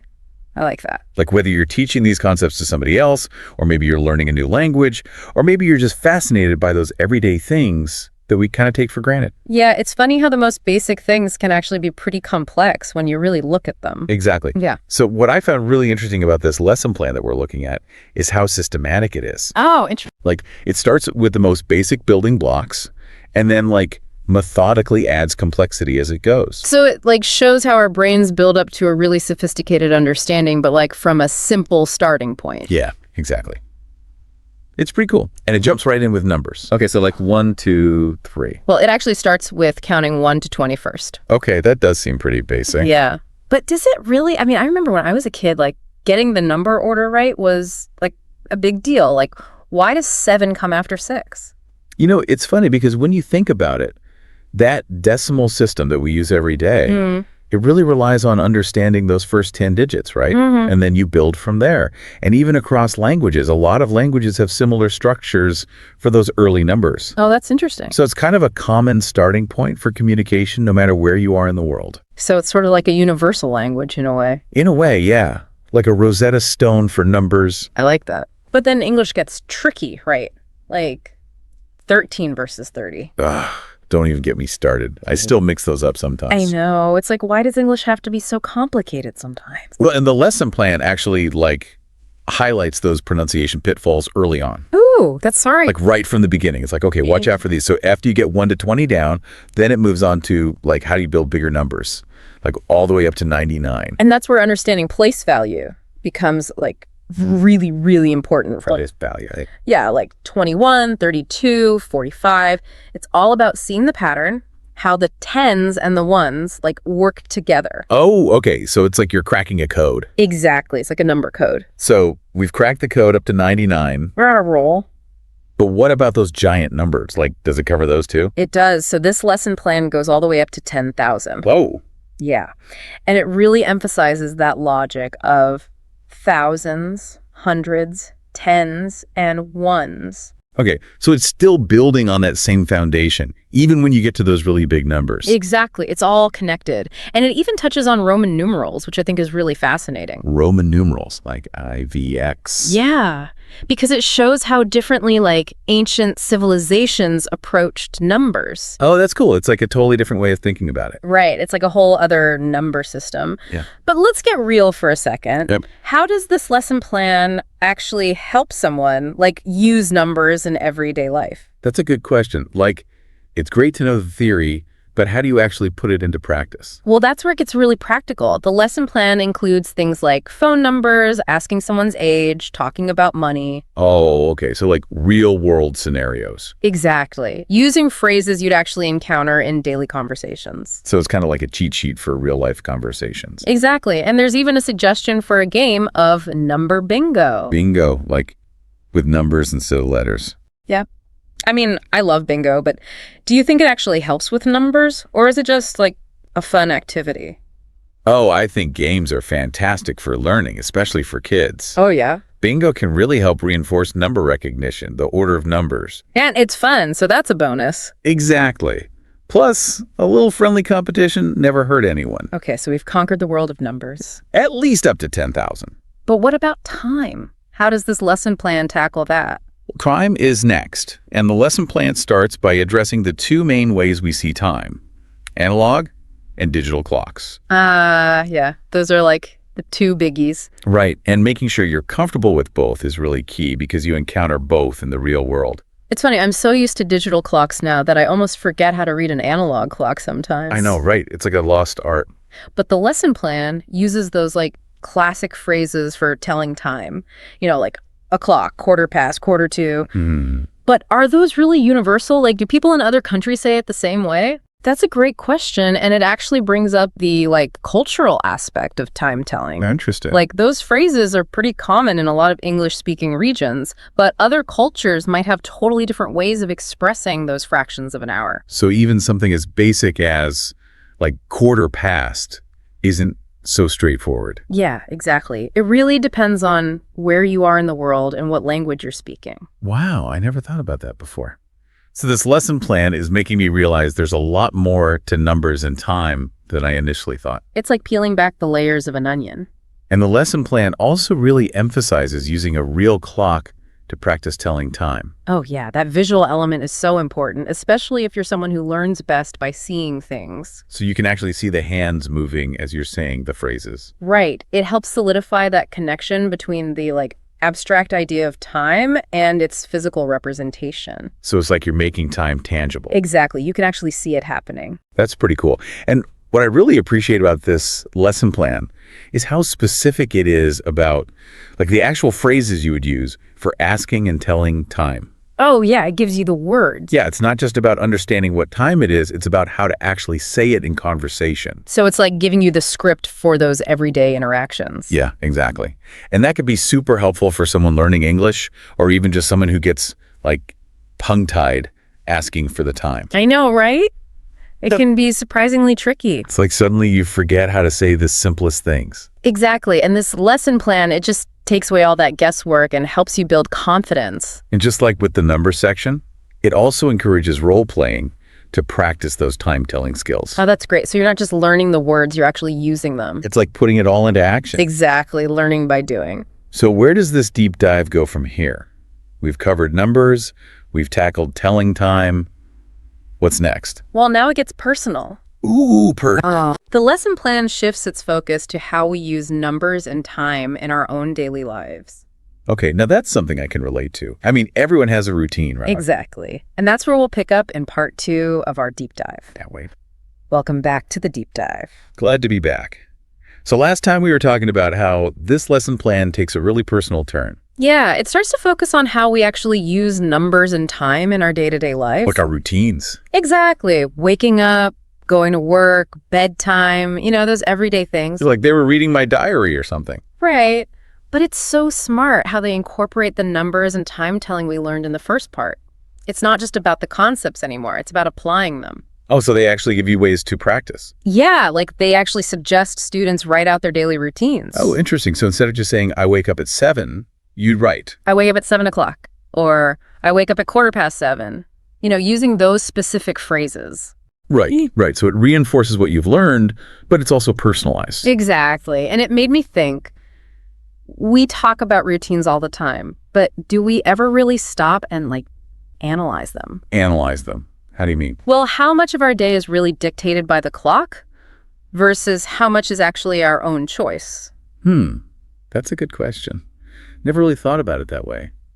But the lesson plan doesn't just stop at routines, does it? Nope. It goes beyond those basic routines and gets into things like appointments and transportation schedules. Oh, okay. Stuff that can get a little tricky if you're not really comfortable with numbers and time.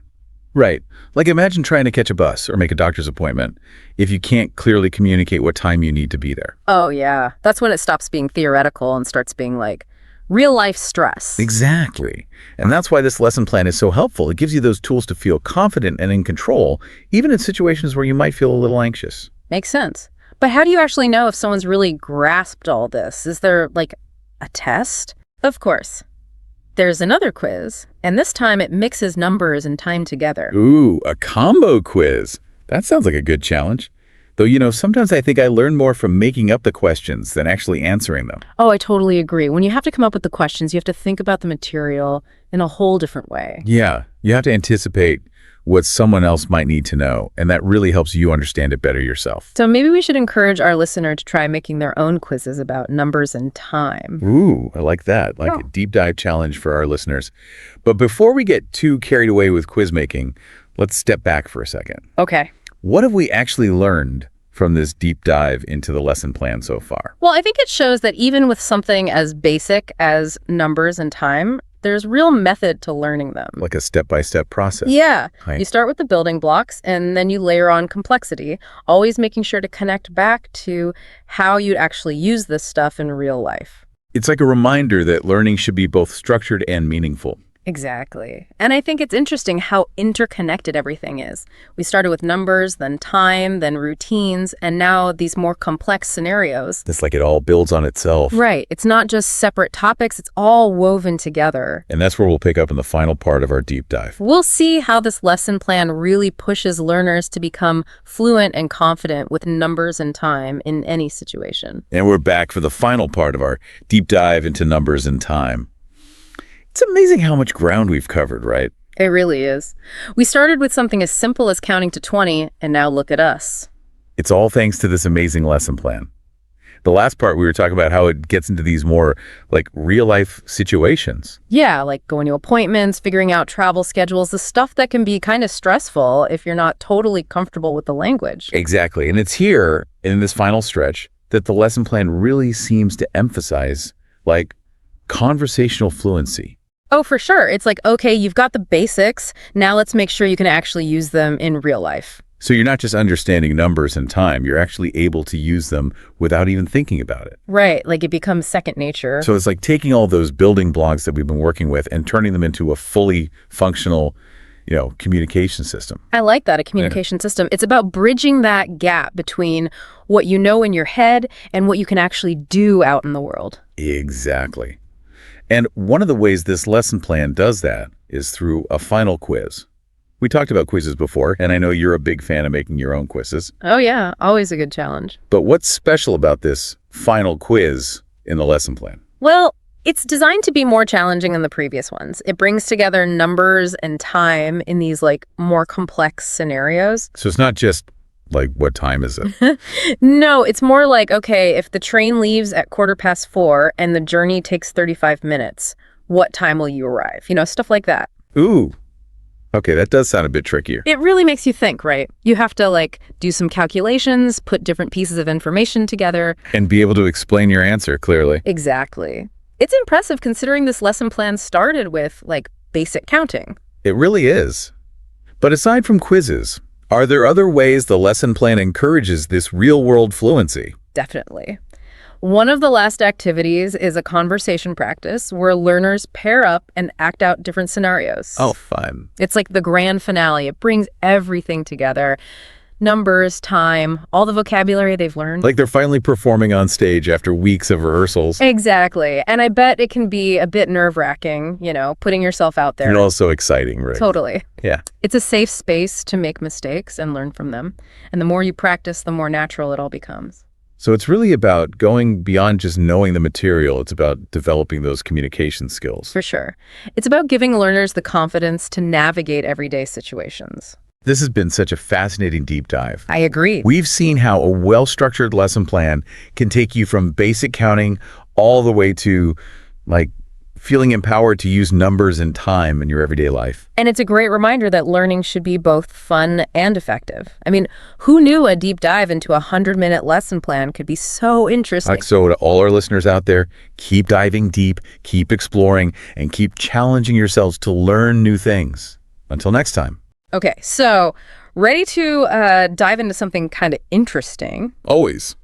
All right, so this masterclass script we found claims it can get you to advanced English fluency Oh, wow. in just 1 hour. Okay. Pretty bold claim, right? Yeah, an hour to fluency. Yeah, so we're going to break it down, see if it lives up to the hype. That's good. Maybe you're someone who's prepping for a presentation or just brushing up on your English skills. Or maybe you're just curious about language learning hacks. Whatever your reason, we're going to dig into this script, see what it offers. Unearth those nuggets. Exactly. Unearth the nuggets, see what it really has to offer. Yeah. And what I thought was interesting is right away, it kind of skips the usual grammar drills and vocab lists. Right. It jumps right into the practical stuff, how to sound more confident, how to adapt to different situations, really just connect with your language. I like that. That's a good approach. Yeah, I thought so too. It's very practical. Yeah, and one of the first things it encourages you to do is use contractions naturally.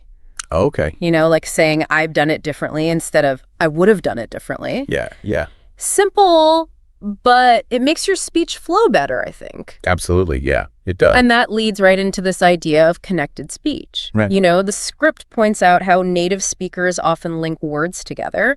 Right. So, for example, what do you want to do becomes what I want to do. Yeah, exactly. It might feel a little awkward at first, Yeah.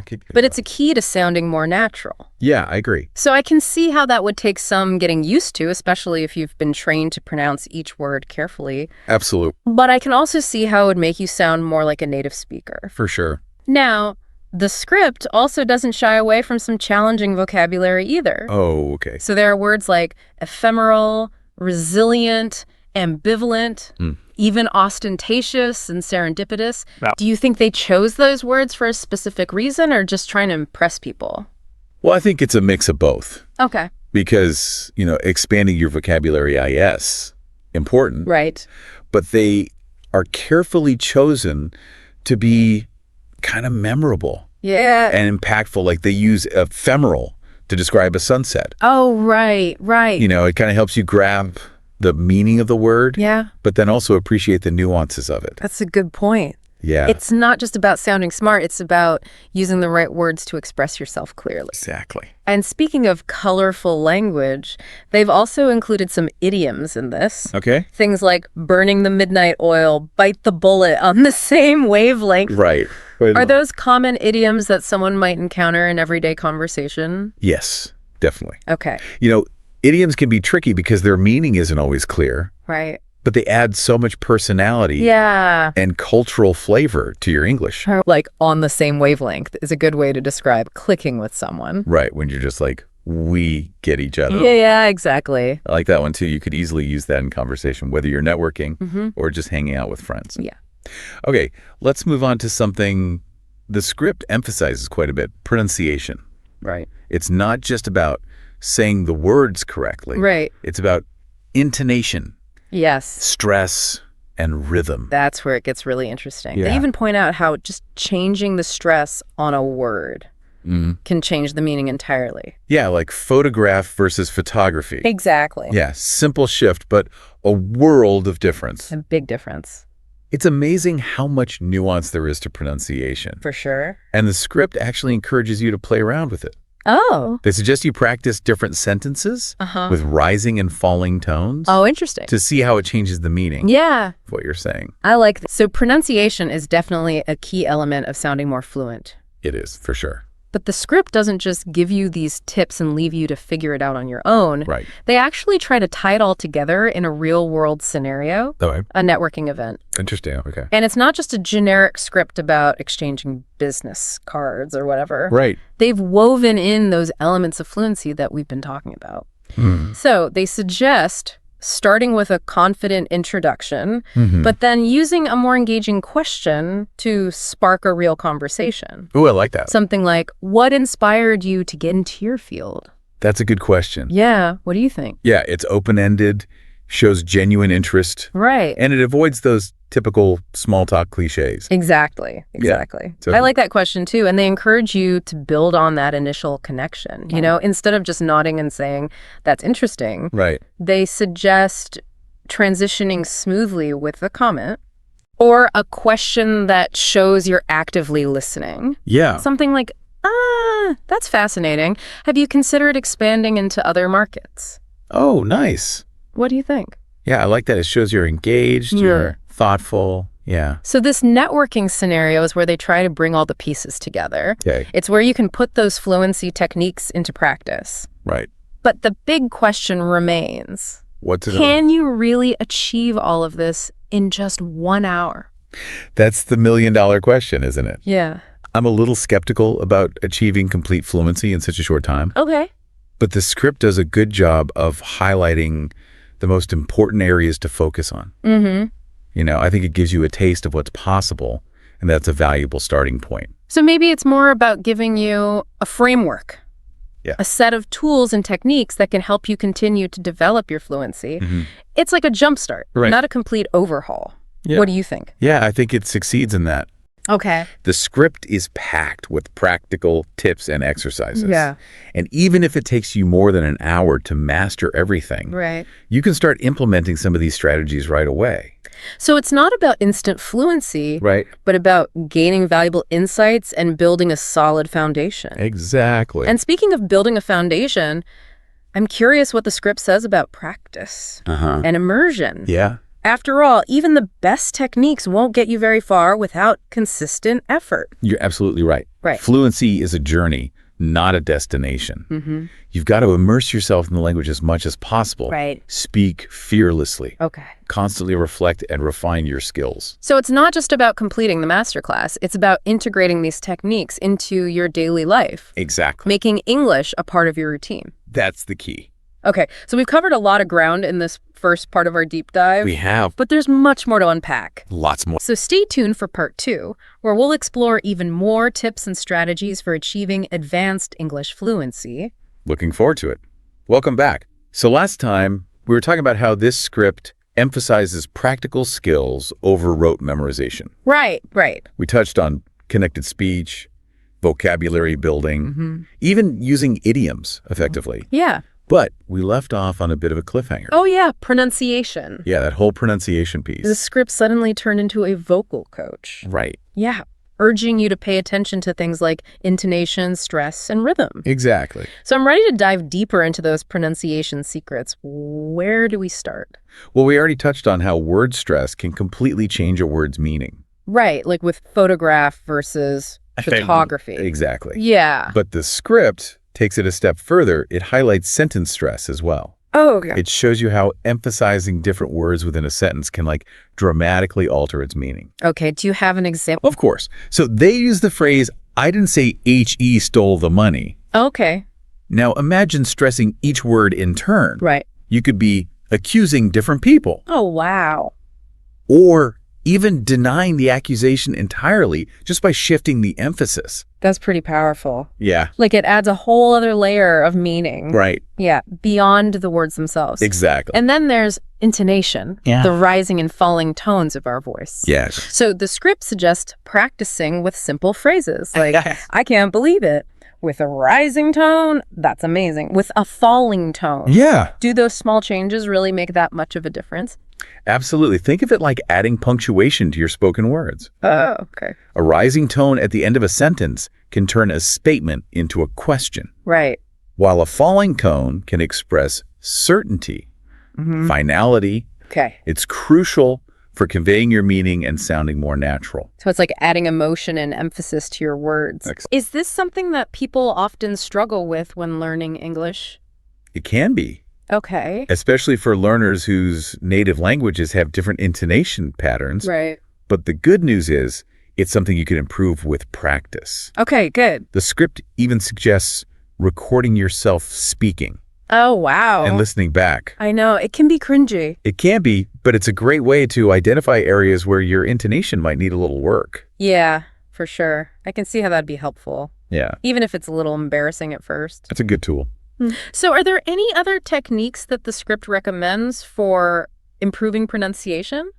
Well, they suggest some interesting exercises, Okay. like repeating phrases while exaggerating the intonation and stress patterns. So just really going over the top with it. Yeah, it might feel silly, but it helps to really internalize the rhythm and flow of the language. I'm all for silly if it works. Me too. Like a workout for your voice. Exactly. Thriller. Another technique is called shadowing, where you listen to a native speaker and try to mimic their pronunciation and intonation. Oh, interesting. You can use podcasts, audiobooks, even movie scenes. Oh, that's a good idea. Yeah, Like having a personal pronunciation coach right in your ear. exactly. Plus, it's a fun way to immerse yourself in the language. And speaking of immersion, the script emphasizes that a lot. Right. It encourages you to surround yourself with English as much as possible. Yes, watch movies, listen to music, read books, chat with native speakers if you can. Yeah. The key is to make English a part of your daily life. Not just something you study in a textbook. Exactly. You know, it's interesting they bring up immersion Yeah. because earlier when we were discussing those advanced vocabulary words, I was thinking, how often is someone really going to use a word like ostentatious in casual conversation? Right. But if you're immersing yourself in the language, you're bound to come across it in different contexts. Exactly. That's a great point. Yeah. Immersion helps you absorb those nuances of the language in a way that just memorizing definitions can't. Right. You start to understand how words are used in different situations. Yeah. You develop a more natural feel for the language. So immersion isn't just about practicing speaking. Right. It's about absorbing the language through listening, reading, and watching. Yes, making it a part of your overall experience. Okay, let's shift gears for a moment and revisit that networking scenario. Right. I'm curious to hear more about how they incorporate all these fluency techniques into that real-world situation. Sure. So you remember that the scenario starts with a confident introduction, Right? but then they encourage you to move beyond the typical small talk. Mm-hmm. Ask a more engaging question. Like, what inspired you to get into your field? Exactly. Yeah, I love that question. It's a great way to show genuine interest Right. and start a more meaningful conversation. What else do they recommend? They suggest transitioning smoothly to related topics. Showing that you're actively listening and adding to the conversation. You might say something like, "That's fascinating. Have you considered expanding into other markets?" Okay, yeah. Keeps the conversation flowing, and it allows you to showcase your knowledge and insights Right. without being too pushy. It's all about finding that balance Yeah, between being confident and being engaging. for sure. Not an easy feat. No, it's not. But this scenario seems to provide a pretty solid framework It does. for navigating those tricky social interactions. Exactly. Okay, so they've covered introductions, engaging questions, smooth transitions, even closing the conversation gracefully. Right. But can you really master all that in an hour? Well, like we said earlier, fluency is a journey, Right? not a destination. Yeah. So while an hour might not be enough to make you a master networker, Okay. this scenario provides a valuable blueprint. Right. And you can adapt these techniques to other social situations as well. So it's about taking those core principles, confidence, clarity, adaptability, Yes. and applying them to any interaction where Yeah. you want to communicate effectively in English. Exactly. And that brings us to the final section of the masterclass script. Okay. Remember those 3 key tips they emphasized? Immerse yourself. Speak fearlessly. Reflect and refine. Right. Those seem like pretty solid pieces of advice, but what do they really mean by immerse yourself? Right.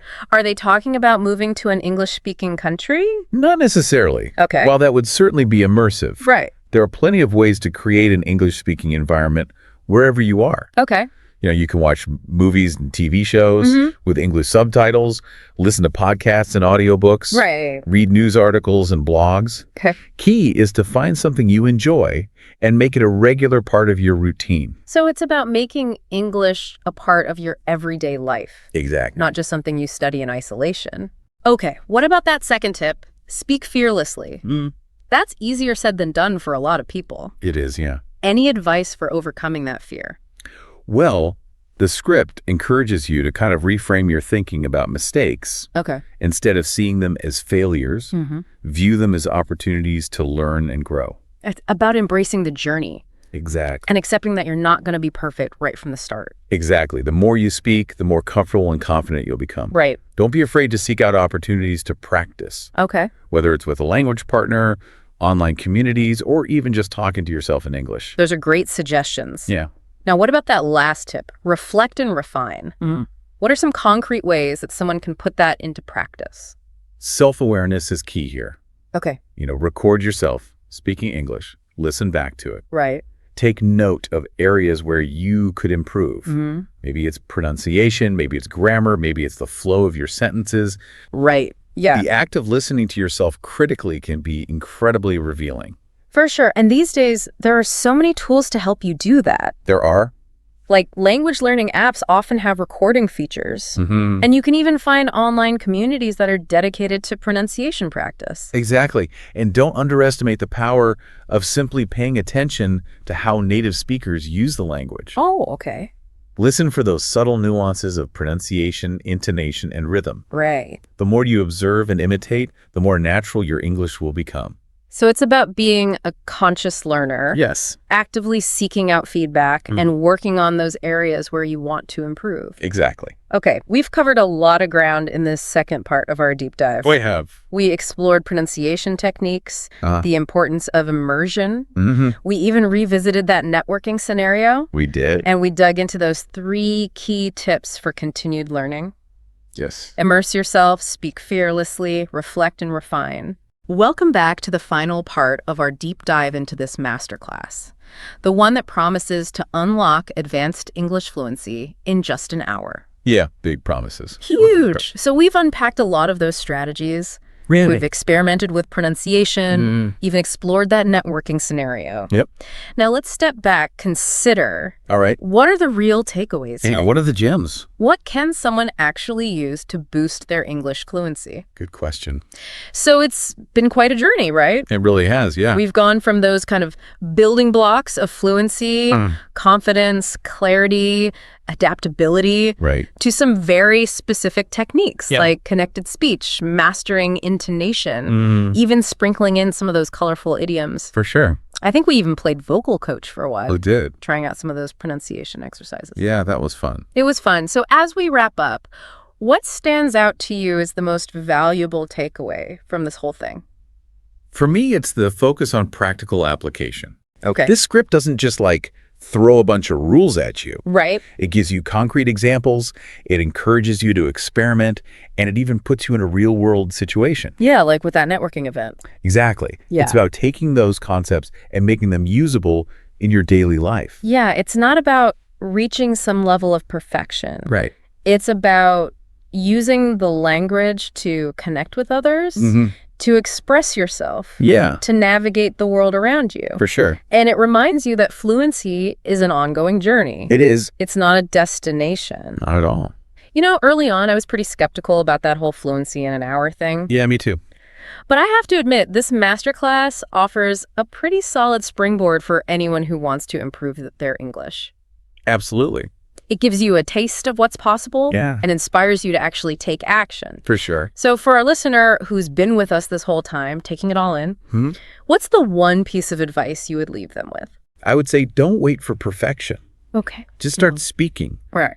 Embrace every opportunity to practice. Yeah. Even if it feels a bit awkward at first, every mistake is a learning opportunity. That's true. Each interaction brings you closer to fluency. I love that. It's about taking those small steps, Yeah. being consistent, and celebrating those wins along the way. Exactly. And remember, you're not alone on this journey. Not at all. There are tons of resources out there, language learning apps, online communities, podcasts like ours, For sure. all there to support you. Absolutely. So find what works best for you. Stay curious. Yeah. Never stop exploring the language I like that. and have fun with it. Yes. Learning a language shouldn't feel like a chore. No, it should be enjoyable. It should be enriching. Absolutely. So embrace the challenges, celebrate your successes, and never stop trying to be the most confident and fluent version of yourself. That's a perfect note to end on. So thanks for joining us for this deep dive into English fluency. It's been fun. We hope you've gained some valuable insights. Yeah. And feel inspired to continue your own journey. Absolutely. And now that you've heard all this, what's one area of your English fluency that you're going to focus on? Until next time, keep practicing, keep learning, and keep those language fires burning. See you next time. All right, so are you ready to dive in? Today, we're going to help you sound like, well, a natural English speaker. Like you were born speaking it, right? Exactly. And we're going to do that with a script. Oh, a script. For what? It's for a video for English language learners. Cool. What's the topic? Phrasal verbs. Ah, phrasal verbs. Those can be tricky. Yeah, they can be, but this script, it breaks them down by learner level. Yeah, well, that's helpful. So we can... Yeah, so we'll sort of jump around, find the most interesting parts, no matter what your level is. Yeah, let's uncover the secrets of sounding natural and fluent. Exactly. So I was looking at the beginner section, and it's funny how many... Beginner section. Okay. Yeah, so, basic phrasal verbs. And some of them are so common, we don't even think about them. Like what? Like get up. I mean, we all do it every morning. It's true. We do. Or go to sleep. These are things we do every day. Right. And even something like sit down. It's not just about taking a seat. It's like an invitation.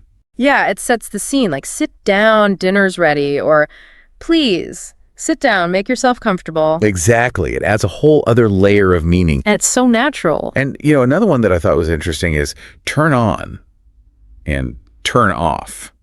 Oh, yeah, we use those all the time. Like turn on the lights, turn off the oven. It's like we're constantly interacting with our world through these verbs. And they often come in pairs, right? Ooh. With opposite meanings. Learn one. You got the other one too? Yeah. And another pair, put on and take off. Oh, yeah. Clothes, shoes, you name it. Exactly. You put on your clothes in the morning, take them off at night. And again, it's so natural, so effortless. It is. It's like a hidden code. A code to unlock fluency. I love that. Okay, what about pick up? That one's interesting because you can have multiple meanings. Yeah, you can pick up a book, pick up your friend from the airport. Right. The context is key. It tells you what it means. It's like a puzzle, but a fun one. It is. Okay, another fun one. Look for. Everyone's always looking for something. Right. Your keys, your phone, that missing sock. Have you seen my keys? I've been looking for them everywhere. Exactly.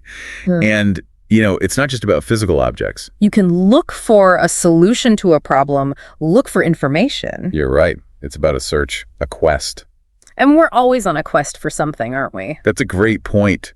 Okay, so we've talked about some pretty basic phrasal verbs. Yeah, just the tip of the iceberg. But now I want to get into some that add a bit more color. Oh, yeah, let's spice things up a bit. Let's express some feelings, some opinions. Let's dive deeper. I'm ready. Are you? Let's go.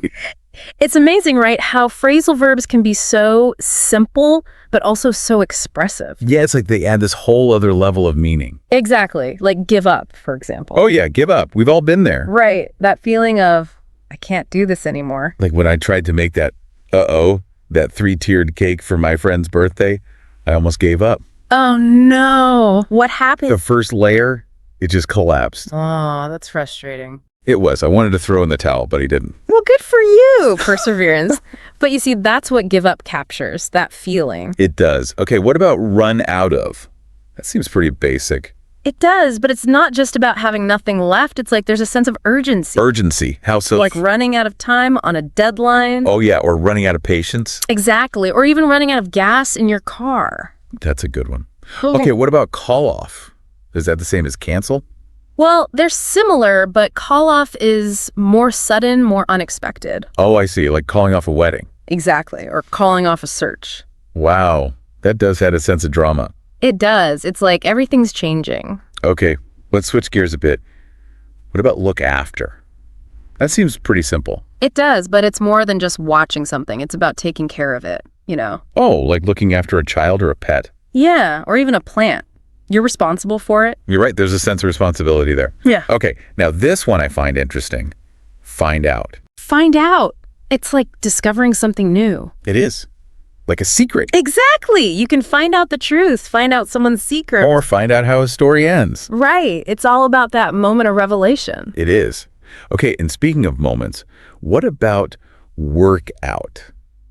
Now, that one has multiple meanings. It does. You can work out at the gym. Right. Get those muscles working. Or you can work out a problem. Find a solution. Exactly. So versatile, right? It is. Okay, how about throwaway? It seems pretty straightforward. It does, but think about it. It's not just about getting rid of something. What else could it be? It can be about letting go, you know? Like throwing away old ideas, old habits. Wow, I never thought of it that way. It's like a fresh start. I like that. Okay, last one for this round. Catch up. Now, that one sounds pretty social. It is. It's about connecting with people, you know? Yeah, like catching up with friends. Exactly. Or catching up on work if you've been away. Oh, right. So it can be social or professional. It can. It's about bridging that gap, whatever it may be. I like that. Okay, so we've covered some pretty interesting phrasal verbs so far. We have, and we're just getting started. I know. Are you ready for the advanced level? Bring it on. I want to see what other gems we can uncover. Okay, let's dive in. Okay, so we're back and ready to tackle some advanced phrasal verbs. The big leagues. I know, right? But honestly, looking at some of these, I'm a little intimidated. Oh, which one's got you stumped? Well, like put up with, for example. It just seems so negative. It can be, yeah. But sometimes you need to express that feeling, you know? Like tolerating something. Okay, I see what you mean, like putting up with noisy neighbors or something. Exactly. Or a long commute, or even bad weather. It's about dealing with those less than ideal situations. Okay, that makes sense. What about bring up? That one seems a bit more, I don't know, delicate. It is. It's about introducing a topic, but in a smooth way. So not just blurting something out. Right. Like if you want to talk about something sensitive, you bring it up carefully. Right. I get it. Okay, now this one I always struggle with. Back out. Does it always make you sound unreliable? Not necessarily. It can mean changing your mind, but it doesn't always have to be negative. Oh, really? How so? Well, imagine you agreed to go to a party, but then you get sick. You have to back out. Oh, right. So it's not like you're breaking a promise. It's just a change of plans. Exactly. It's all about the context. Context is key. Yeah. Okay, what about step up? That one sounds more positive. It is. It's about taking action, taking responsibility. Like stepping up to a challenge. Exactly. Or stepping up to help someone. Oh, I like that. Okay, take over.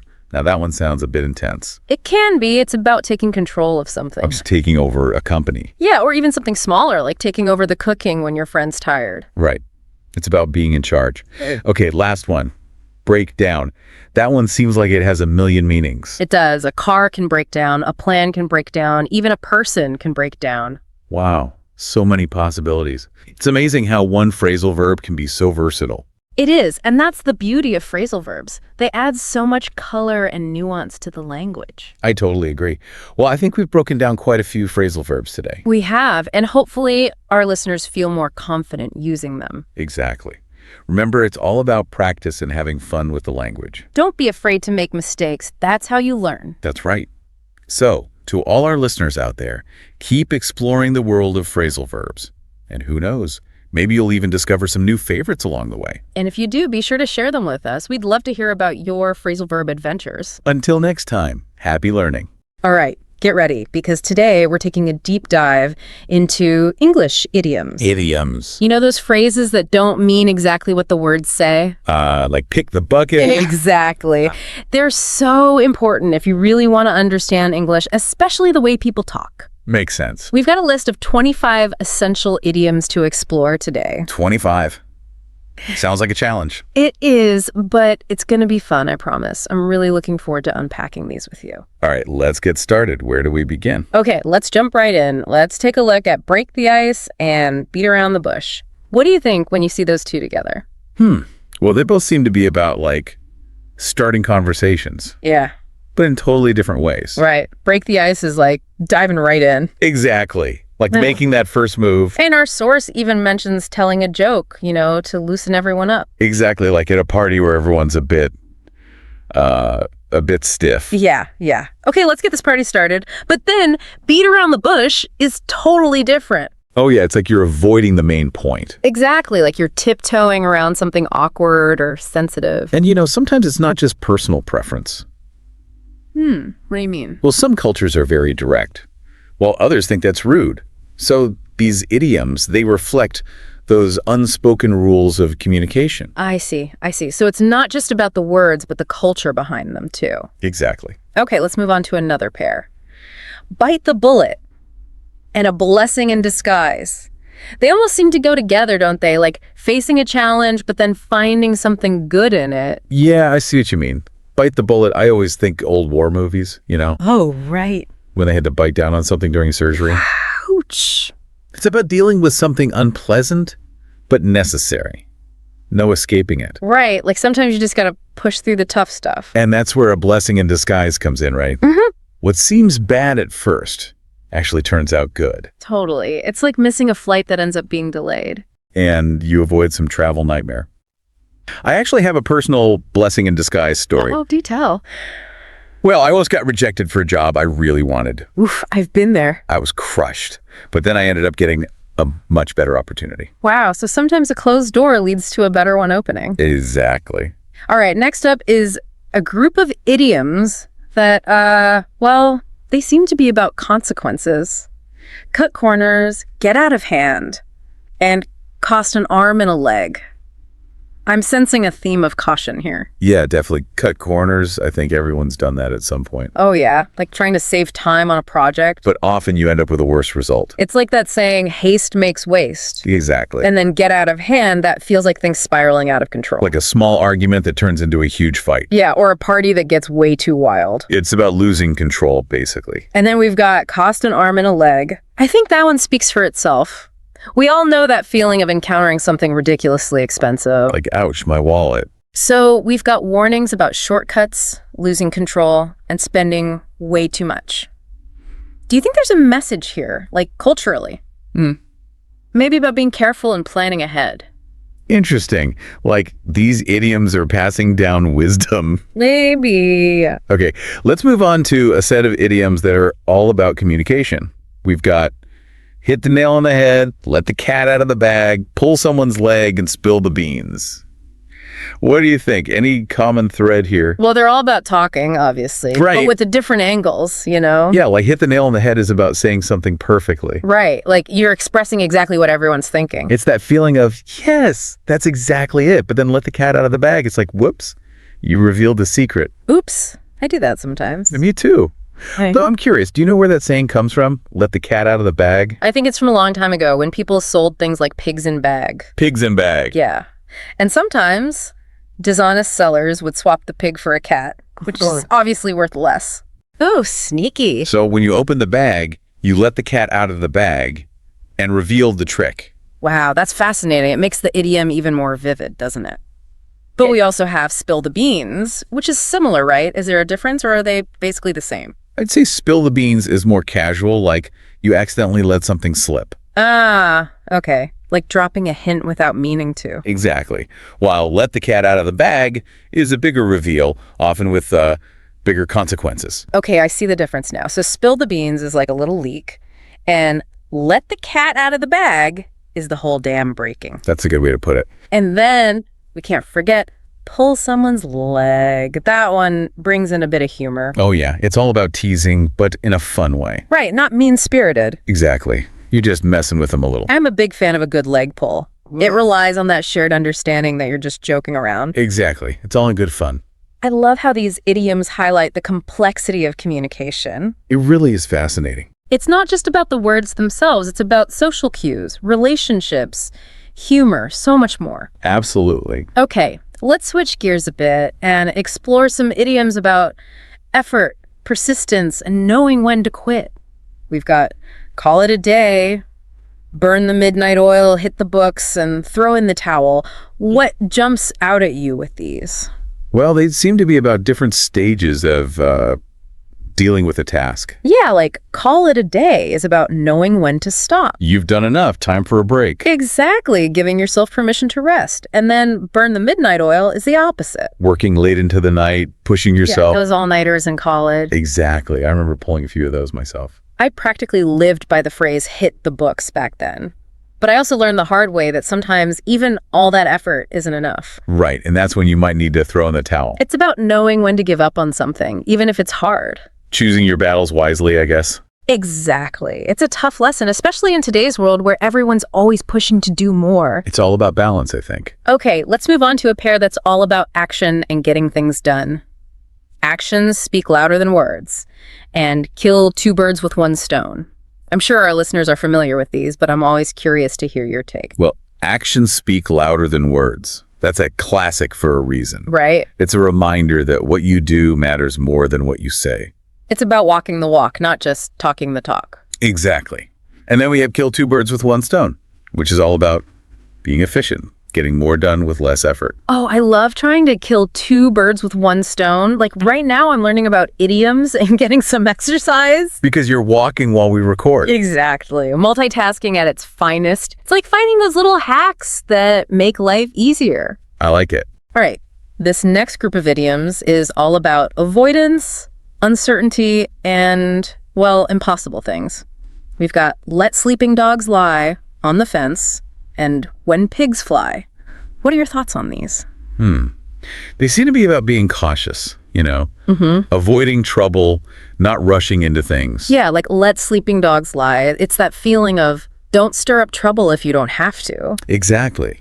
Sometimes it's best to just leave things as they are. Right. Like that old saying, if it ain't broke, don't fix it. And then on the fence, that's all about being indecisive. Oh, that's me all the time. I can overthink the simplest decisions. We all do it sometimes. It's that feeling of being stuck, not sure which way to go. Exactly. And then there's when pigs fly, which is our way of saying something's impossible. Yeah, like, sure, that'll happen when pigs fly. That's a fun way to express disbelief, right? Totally. Okay.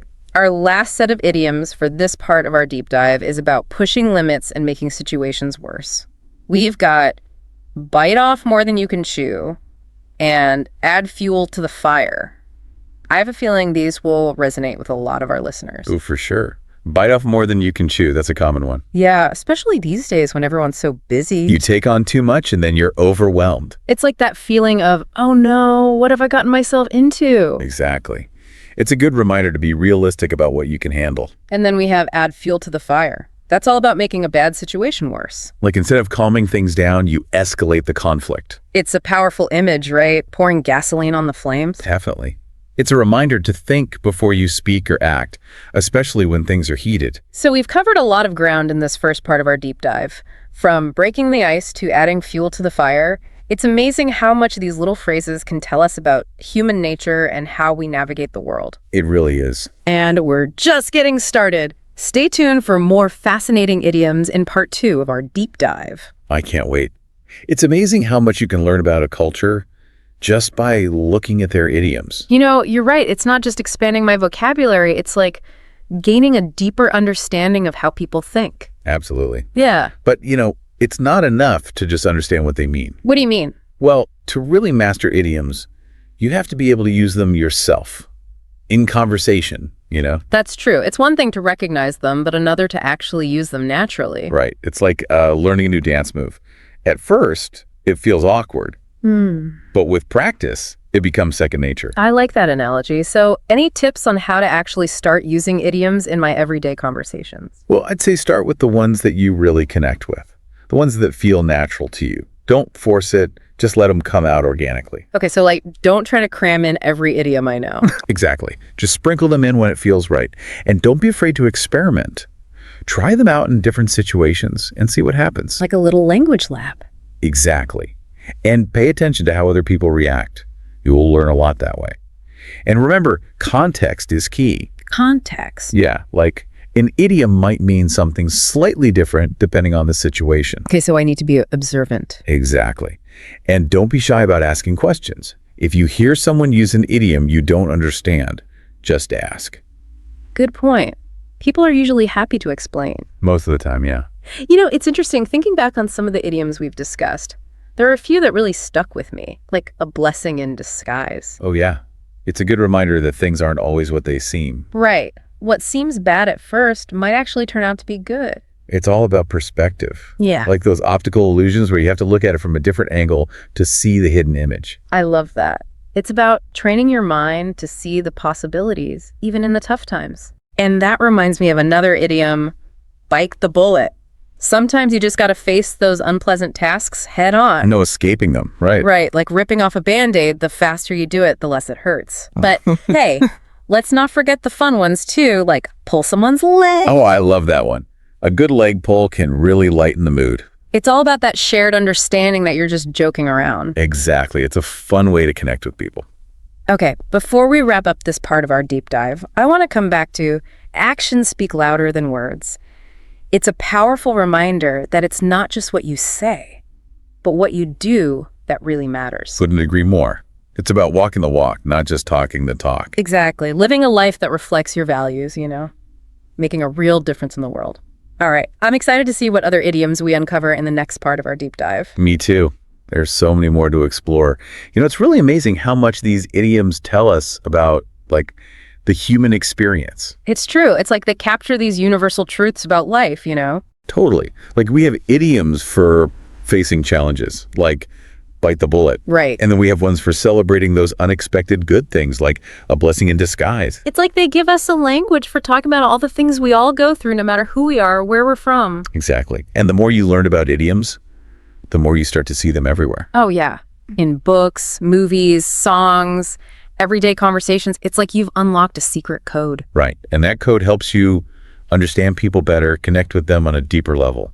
So to our listeners out there, I really encourage you to, embrace these idioms, make them your own. Yeah, don't be afraid to experiment, play around with them, see how they fit into your own way of speaking. Because at the end of the day, language is about expression, about connecting with others, about sharing your thoughts and experiences with the world. In idioms, they're like a fun and colorful way to do just that.